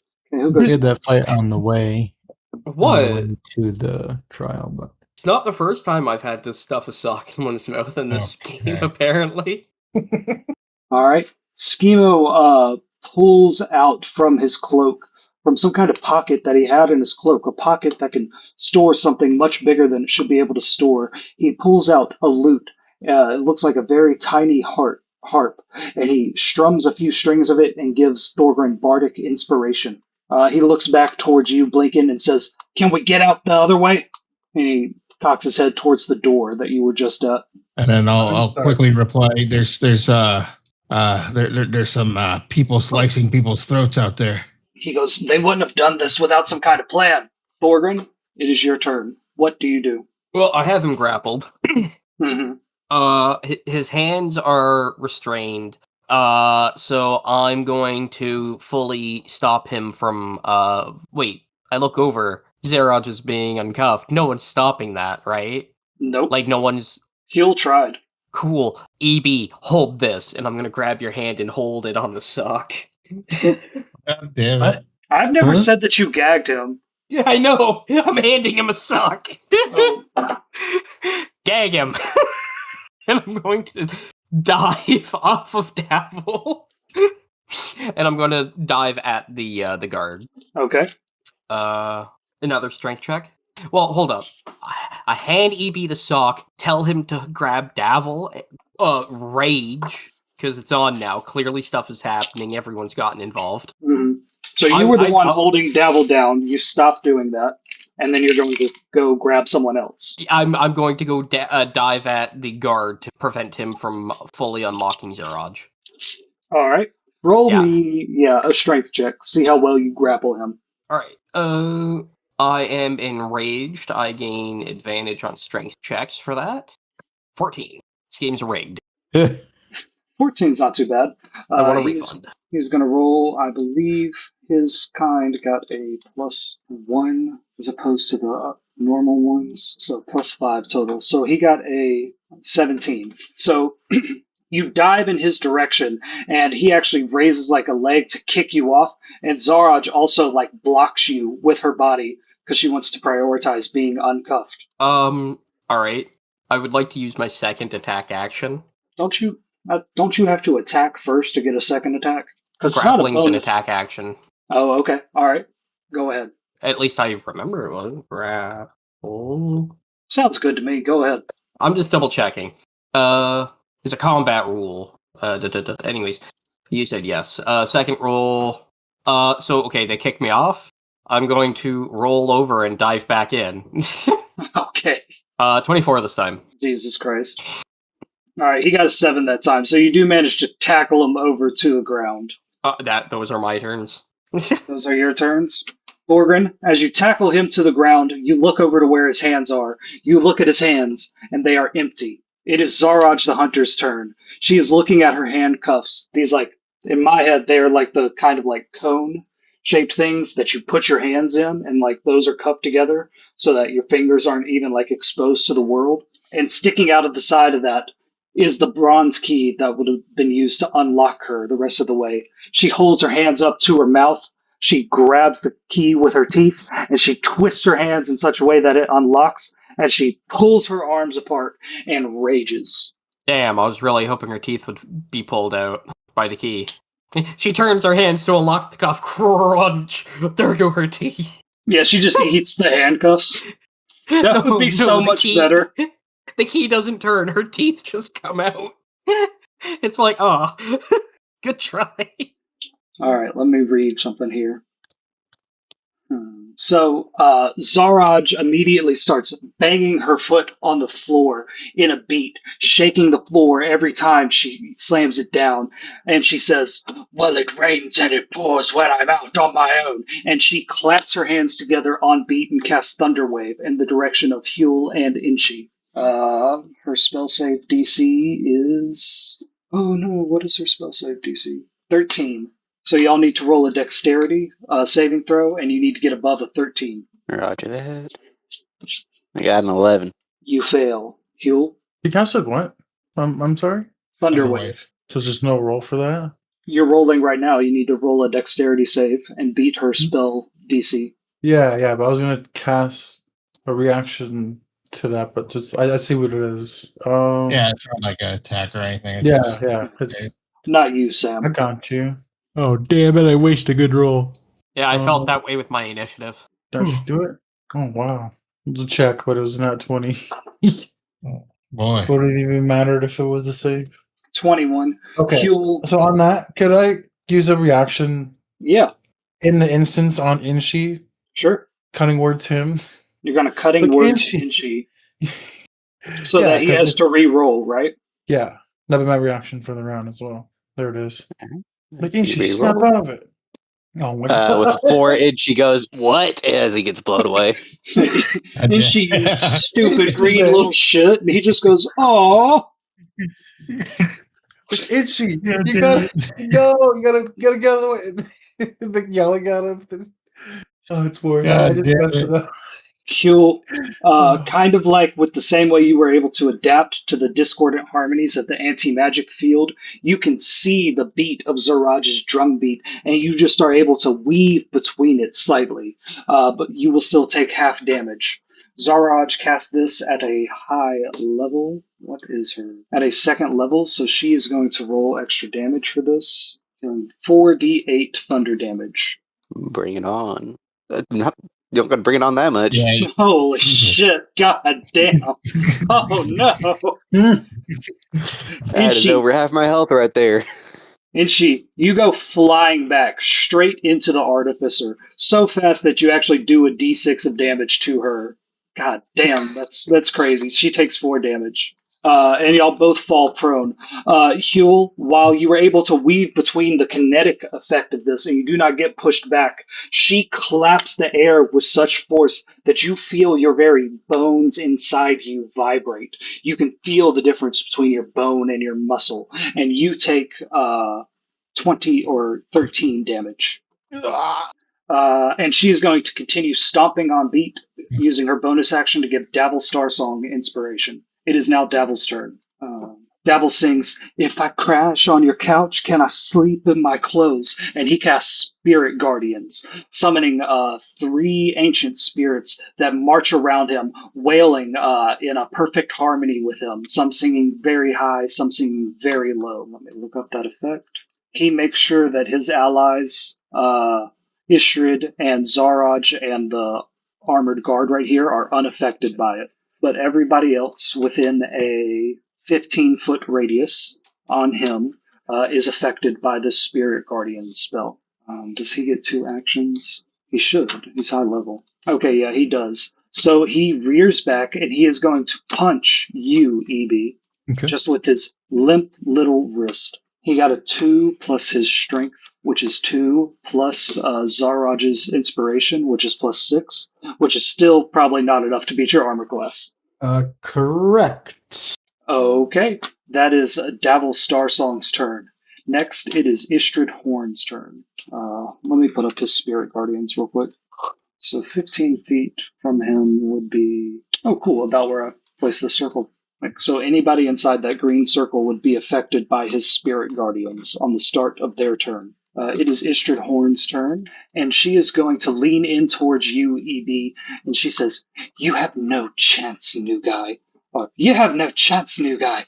We've been fighting for decades. I'll gut you like a fucking fish." And Evie, she means every single word of that. She sings it with a kind of sing-songy tune, and you have been hit by a cutting words. On your next roll, you will take -1 of her bardic inspiration dice on your next roll. Okay? Okay. She is still handcuffed. Davil is still handcuffed. It is the Artificer's turn. She pushes you off of her, and she says, "What in the hells is going on in here?" She stands up and she takes in this scenario. And she looks at the judge and she yells, "Judge, do you have a sentence?" And the judge looks around at all of this chaos and looks over to the jury. And she says, "Jury, what is your verdict?" And all 3 of the jurors look terrified and point at the Doom Raiders and say, "Guilty, Farrell, guilty." And the judge slams her warhammer of justice down on the table and says, "I pronounce thee guilty." And as she does, 3 chains sprout from her desk and wrap around Istrid, Davil, and Zaraj, and will keep them from moving away from this location, even if they get out of their handcuffs. Nice. The Artificer rushes towards... Oop, no, the Spirit Guardians are there. She scans around the room, and she is going to roll an intelligence check with disadvantage to see if she can spot the threat nobody else has seen. And with that, too, she does not. So she is going to shoot towards Zaraj the Hunter. She extends out her bronze arm. She extends her forefinger and her index finger, kind of like a finger gun. And it is encased in lightning, and she shoots a lightning bolt at Zaraj the Hunter. Or not lightning bolt, whatever the low-level cantrip is. With that, she has disadvantage.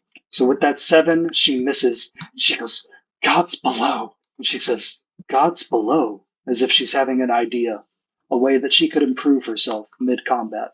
Blinken, it is your turn. What do you do? I'm gonna look at Alchrist and I'll be like, "Hang on, old chap," and I'm gonna run like towards the middle here. Let me see, and then I'm gonna go to the middle there, and then I'm like thinking in my head, "Are you ready, buddy?" No way. And then I'm gonna say, as I heard from, since I'm hearing music, I heard this from the Lord Cisco the Old. Unleash the dragon, and he comes out. Okay. So Blinken, roll your d12. Please roll low. God damn it. All right. And then 6. let me deduct that. You take 6 burning damage, and you can place Aranax where you want him. All right, I'm gonna put Aranex kind of like over here and kind of look intimidating. And then I point at Inchi and says, "Yeah, good job, good cue." And then end my turn. Oh well, no, actually I could probably attack with Aranex. Yep, he would go right after you. Yeah. So what I'll do with Aranex is, unleash the dragon, and then he's gonna attack Armored Stan. Okay. So he's gonna try to bite him. So he's gonna roll. Let's see. What is it again? So attack +3 plus. Okay, proficiency bonus. So +6. D20 +6. D20 +6. That hits. That hits. How does Aranex attack? So he's gonna look at him and basically what I say, yeah, go bite him. He's gonna lunge at the Armored Stan and kind of, I know he can't growl, but it looks like he's growling, so he's gonna bite the Armored Stan. And then he's gonna do, let's see, what's the damage? 1d6 +3. So let me roll that. 1d6 +3. 4 damage. And then let me see. Do I get extra attack with him? I'm just reading and seeing if I do. Multi-attack, please. Let's see. Doesn't say. I'm trying to see if there's any other. Oh wait, hold on. Blah blah blah blah. Yeah, it doesn't say there's a multi-attack on it. So yeah, I guess he just bites and I just give a thumbs up to Itchy. Good job, and my turn. Okay. So how much damage did he do?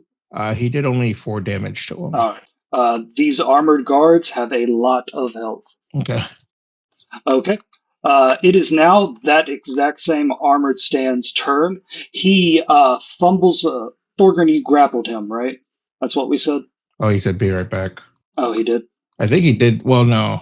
Oh, yeah. He did try to grapple him. I don't know if he was successful. No, I think he was. He was. Yeah, he rolled a 24 or whatever, yeah. Let's see. 15-foot cone. Lord Cisco the Old. Let me look that song up again. I haven't heard that song in a while. Unleash the Dragon. Yeah, I have never heard that reference before. Good. I am the only nerd about it here. Everybody knows who Cisco is because he sung the Thong song. Yeah. Oh, a man of culture. He also was in charge of Deep Space Nine. Was he? Oh, yeah, he was, wasn't he? Oh, that's cool. Captain Cisco. That's funny. Cisco the Old. He said, unleash the dragon. And then Q and she faking the illusion of a dragon. Brax, are you back? Okay, we're Guess just not. going to go on without him. So the armored Stan can't, not doing anything but being able to yell, sings along with the Doom Raiders. Ah, shoot, now I need to look up lyrics. You mean you don't have the whole catalog memorized? I was literally listening to it earlier today for this, and then I can never in the moment remember it. Here, I got you. Because I spent the night dancing. I'm drunk, I suppose. If it looks like I'm laughing, I'm really just asking to leave. And he screams that last part, casting the sonic screech on Thorgrim and Aranex. They need to roll a dexterity check. Let's see. Saving throws. Dex plus. Oh, okay. I do have a little bonus on that. They got to beat a 14. What? Dex +4. Okay. So it's +1. Okay, +4. Yeah, total. I'm going to stick with Dex, but I just checked. It should have been a con, but for this turn, just do Dex. Okay. So roll 1d20 +4. And then I'm going to roll for Thorgrim since he's not here. The dragon rolled the 21. He rolled low. Aranex is okay. Thorgrim is knocked back. How far is it? 10 feet. Thorgrim is knocked back to the door. Aranex is not. But Thorgrim has to take 6d6 thunder damage. Taking 23, so Aranex took 11. Okay. The armored Stan spends the rest of his turn grabbing the key and standing up. Next, it is the fanboy's turn, this one up here by Thorgrin, who is also standing by the dung bucket closet.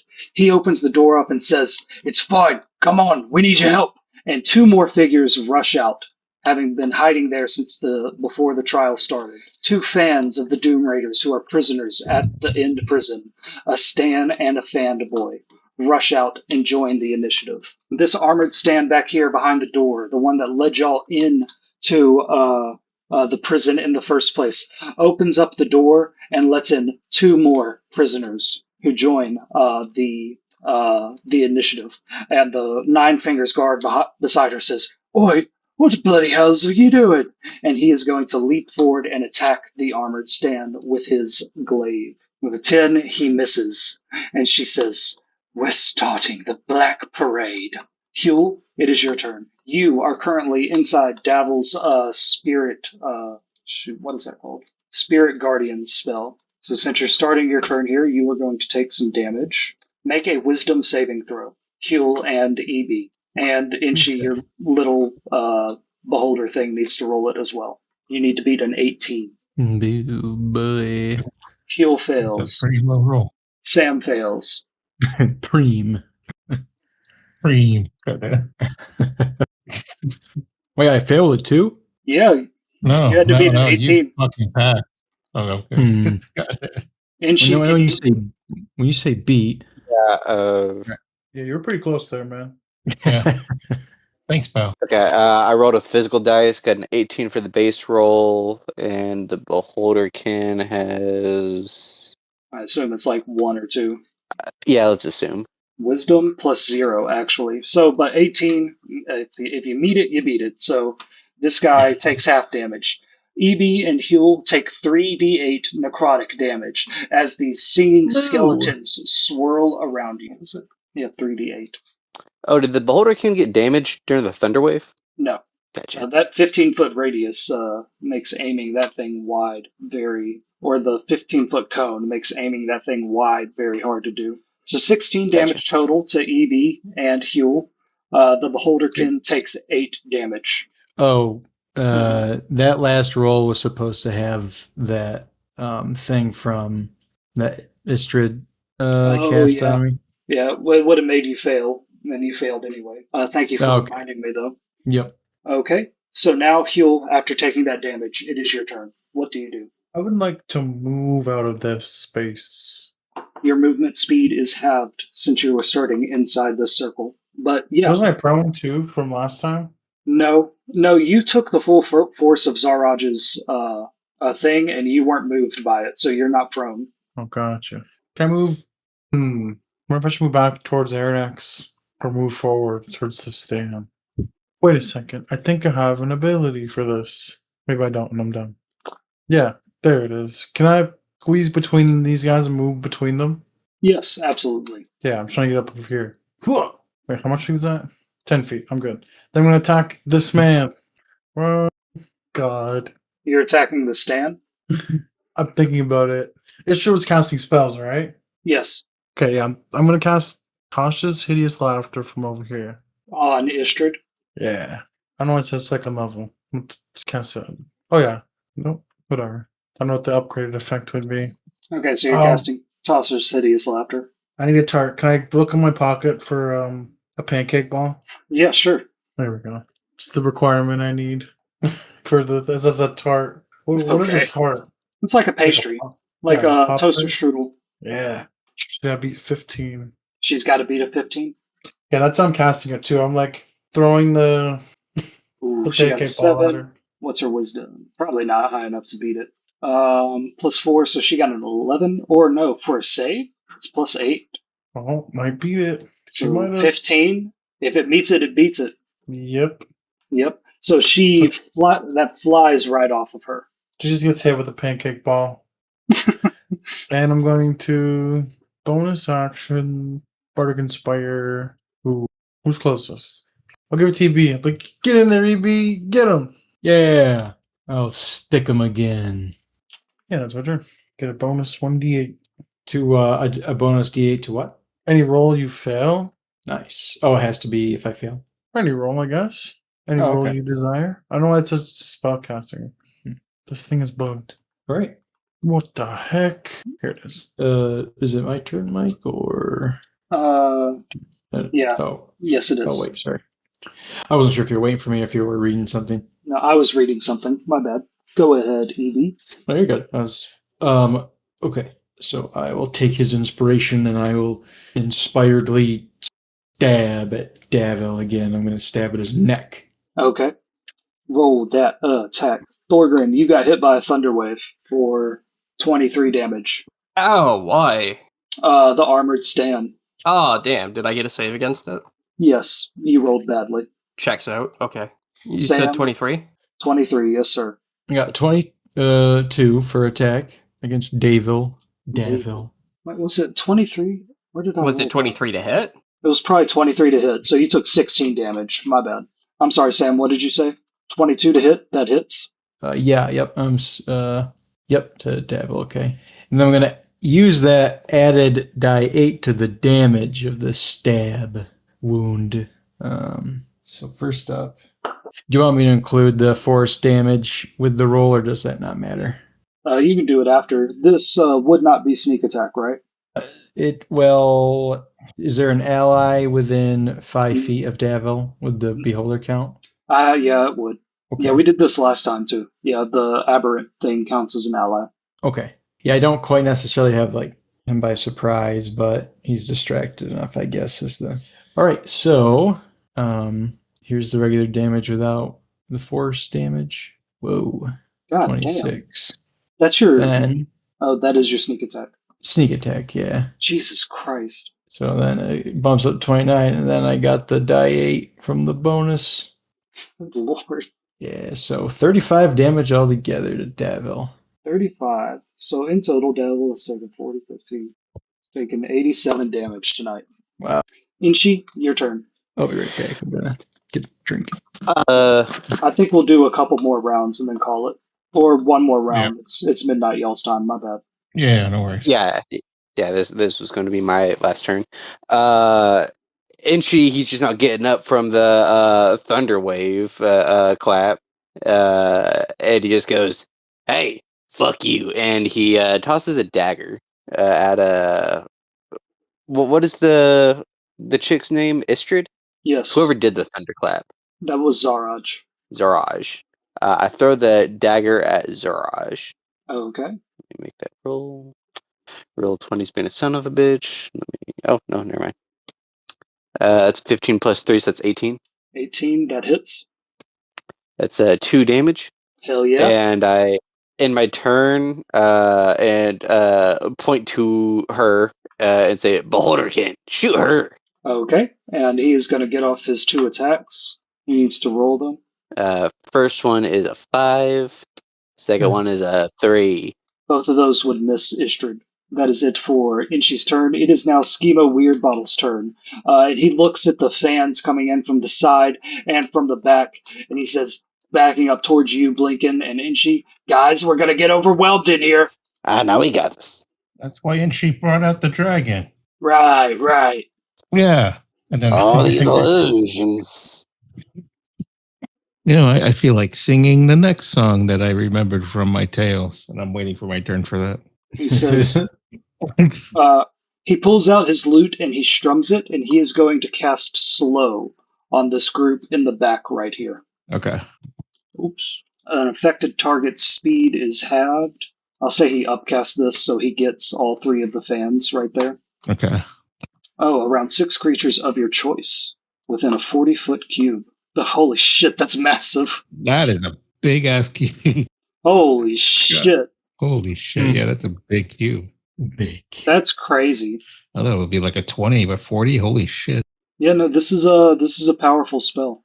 So he casts it, and in that he is going to get all of these guards right here, including Nine Fingers, and he's going to get the fanboy right here. They are all slowed, and that is going to last as a concentration spell that he can keep going for up to a minute. Thorgrim, it is now your turn.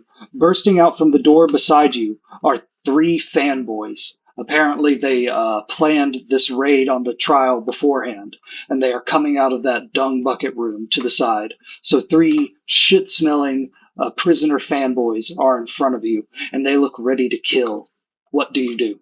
Oh, one of them is a woman who has deathly pale skin and glowing yellow eyes. She is a Stan, a slightly powerful Damn. fanboy. I'm going to pull out my daggers, and I was going to be peaceful about this and slightly just beat them up, but now I'm going to have to start, aggressively beating them up. I guess you have no choice. Yeah. Damn. This one back here you would have advantage on because he's been slowed. Probably old age too. Well, I was going to say, those sound interesting and all, but we got 3 people we got to worry about more than anything. All right, so I'm going to. I'm at the top of the stairs now. Yes. I got thrown up the stairs. Yes. Cool. I'm going to lob myself down back off the stairs. You are going to provoke 2 attacks of opportunity. I am going to gracefully fall down the stairs. Do you have the dodge action? I could take the dodge action. Okay, yeah, if that's something you want to do, yeah, that's your bonus action. Nah, fuck it. I'm just gonna beat up the fanboy in front of me. Okay, roll your attack. I am These- raging. These guys were pretty low level. Did you rage? Plus, yep. Okay. That's the correct one I want to roll. Why am I rolling? Oh, that was with advantage. Damn. All right. So attack 1 misses. What'd you get? Yep, attack 1 misses. Wait, why is my attack roll wrong? Infernal dagger plus rage plus DF plus 4. Yeah, well, Sounds- it should be sounds plus like you. 7. Something's wrong. I don't know why. All right. Attack 2. Okay. 23 Okay, that hits. plus 10. 1 second. I'm just going to do this because the Divine Fury didn't roll. Okay, it's being dumb too. Yeah, make sure you Why get is all my of them, keybinds not working? all of them off here. Might have been an update. 17. You did 17 total damage. For this attack, yeah. That. For Alright. my turn. Sorry. That's the end of your turn. Mhm. You reduce him down to 8 hit points. And he says, like he grabs the knife with your hand. He says, "Oh, you want my blood? My blood? I've got gallons of the stuff." Does he have an AC of 11? Pretty low. I think I said it was a 12. Okay, then no, I would have missed. Okay. Yeah, your second attack hits. Yeah, no, I was doing the math on the first one. Okay. It is now Zaraj the Hunter's turn. She is going to grab Huel. She is going to grapple you. She is enraged. She rolled an 11. I have to roll strength too, or she just picks me up. Yes. No, it's a contested strength roll. So she rolled a 17 total. So you have to roll a strength check that's higher than that. Oh yeah. Here we go. Feels good at this. Yeah. No way. What was it? Did it pop up? No. Not yet. It's in that one. Nat 1? Oh, Yeah. no. So Huel, she was just going to try to like grab at your leg, but she's so fierce. She moves so quick. Why is it saying 19? It's bugged. I don't know why it says that. Okay. All right, so we're going with the nat 1. But the way you flinch, you actually curl up like a ball, and that's perfect. She just, with one hand, grabs you like you're a ball and then throws you at EB as an improvised weapon. So she needs to make an attack roll against EB. EB, she got a 14. Does that hit you? No, my AC is 15. Okay, so Huel, you go flying past EB as she just throws you into this wooden staircase over here, and you are going to take a d6 of damage, plus her strength modifier, plus her rage, plus her divine fury, where you take an extra 1d6 plus 4 necrotic damage. So d6, 1, d6 plus 4, so 7 total, plus 5 for her strength. So you took 12 damage as she threw you across the room, Huel. She gets another action. She continues beating on the floor, saying, "If it looks like I'm laughing, I'm really just asking to leave. You're in time for the show. You're the one that I need and the one that I loathe." And she again gives Davil her special bardic inspiration. It is Davil Starsong's turn. So he can't really move away from the judge. So he will move towards you, EB. Okay. Can he make his spirit guardians attack you on this turn? I don't think that's how it works. Just 1 second. Okay, he can't make his spirit guardians do anything. So he is going to cast. He's going to cast freedom of movement on himself. He sings another few lines of the song. You could watch me corrode like a beast in repose, 'cause I love all the poison. Away with the boys in the band. And when he does that, he wiggles his hands right out of the cufflinks in front of you, Evie. And now Davil Starsong, the legendary bard, is free and in front of you. He is covered in cuts and blood. He looks deranged. He looks so happy with all of this chaos going on. And it's now Istrid's turn. And she has a special cleric ability called Embodiment of the Law. Istrid can cast enchantment spells as a bonus action a number of times equal to her wisdom modifier, which is 4. So she is going to cast Cutting Words 4 times on EB, on Huel, on Inchi, and Blinken. Each of you. What about Thorgran ice cream? Good. He's all the way on the other side of the room. She can't see him Oh, past yeah, the okay. dragon. Oh, by the way, all of Okay. them are like shocked at like the big dragon, but they're keeping their heads cool. Yep. Well, I figured that. That's why I wanted to do it. I should have done something for that. I'm trying to think. Would they know? No, they specifically didn't know that it was Aranax inside the stone. So they just looked shocked to see a dragon in Waterdeep, something that really shouldn't exist. It is now the Artificer's turn. And she says, What's going on? People are coming in left and right. Who? Fuck these guys. I have a bet to win. And she takes aim at Davil, and she is going to fire with disadvantage. Oh, that's funny. Her 10 is would be a 12. That actually is enough to hit him with the Ray of Frost, doing 1 damage to Davil. That is the Artificer's turn. It is now the Judge's turn. She holds on to these red chains that are keeping the Doom Raiders tied to where they are, keeping them unable to move, and she's trying to pull on all of them, building up her strength. She says to the jurors, Get back against the walls. We will try our best to protect you. Everybody else in the room starts reacting. Alchrist flees to the other side of where he's sitting. Jarnathan and the wise wizard huddle up in the corner. Sad Boy McGee and the bandit start climbing up over these railings here to get to the other side of the room. This royal guard protects Elzerna as she kind of hides under the desk, and she peeks out at you, Blinken, and she like makes a strumming motion, like she's strumming a guitar. She's asking, should I summon the golden axe? I'm gonna look at her and kind of shrug and say like I nod, said I guess. Schemo says they'll kill her. They will kill her if they see that. Let's probably refrain from that then. When I heard that, You shake your head, so Elzerna just goes back to hiding under the table. Volothrap Goddard has stood up on the desk, and he is looking at everything and writing it down as frantically as he can. He bends down and he says, Goblin, Inchi, how do you feel right now, my boy? Give me a vivid answer so I can describe it. Hungry. The hunger, the bloodlust, it all fires up inside of you, doesn't it? Blinken, Aranax, it is your turn. What do you do? I'm gonna keep I pull my bow and I'll be like, as I heard the old Marshal of Mathers, I want to actually sing this one song for y'all.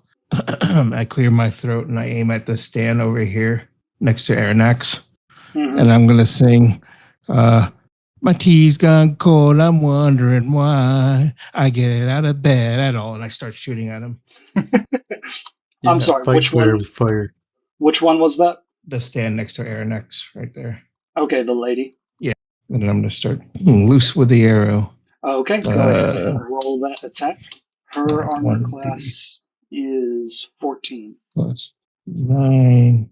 All right, let me roll 22 to hit.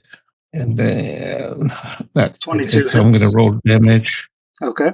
1d6. All right, 10 damage. And then I guess I'll shoot again.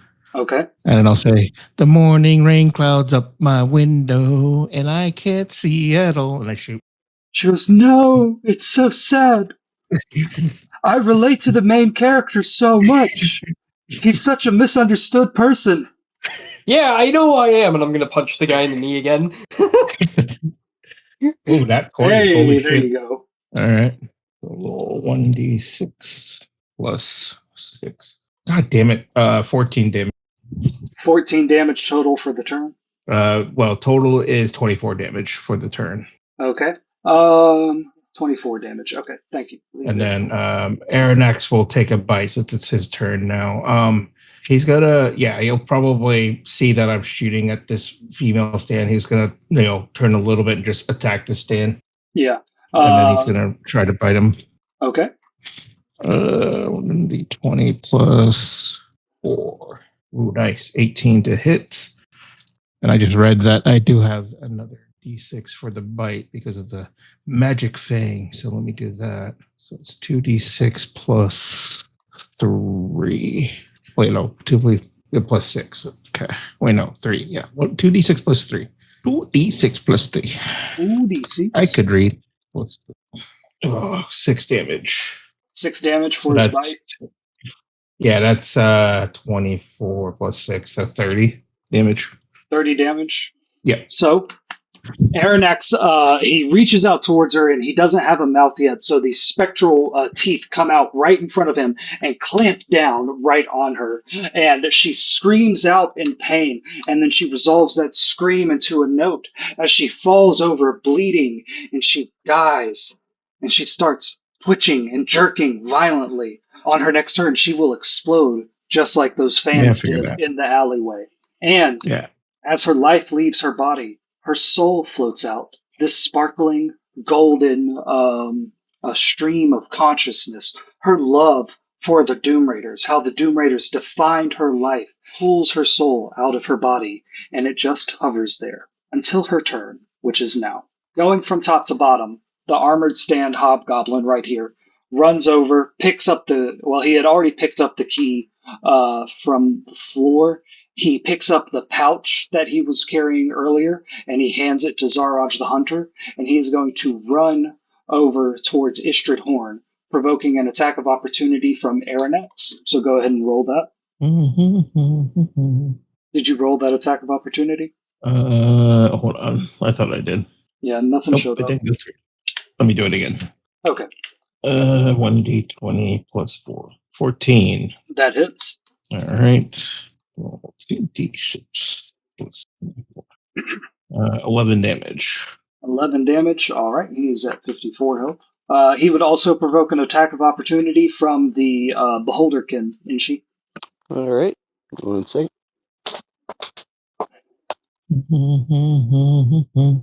That is a 6. I don't suppose he does a multi-attack as an opportunity of attack, right? No, he does not.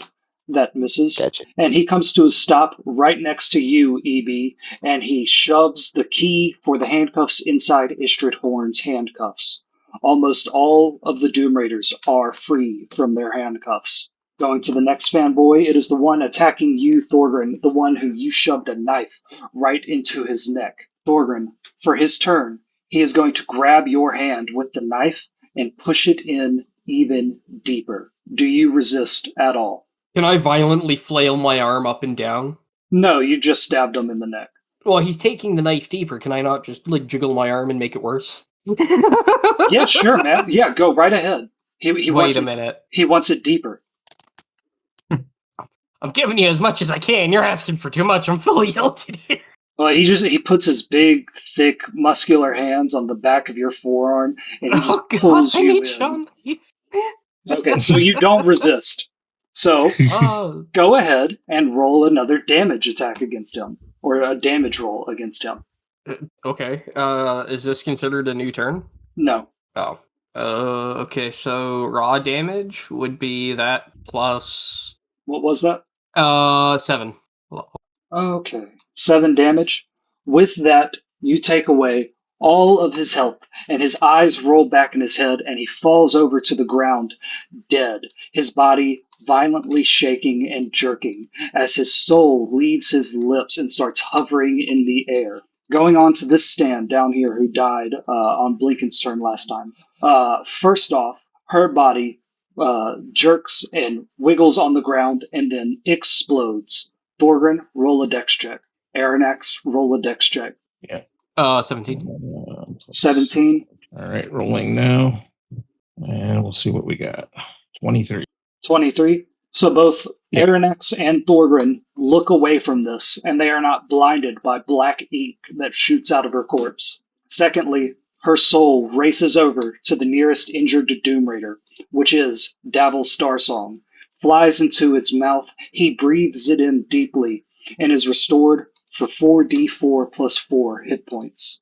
Fuck you. It's a greater potion of healing. Damn, I'm gonna have to activate my magic items, aren't I? Go, Hands of Kneecapping. Yeah.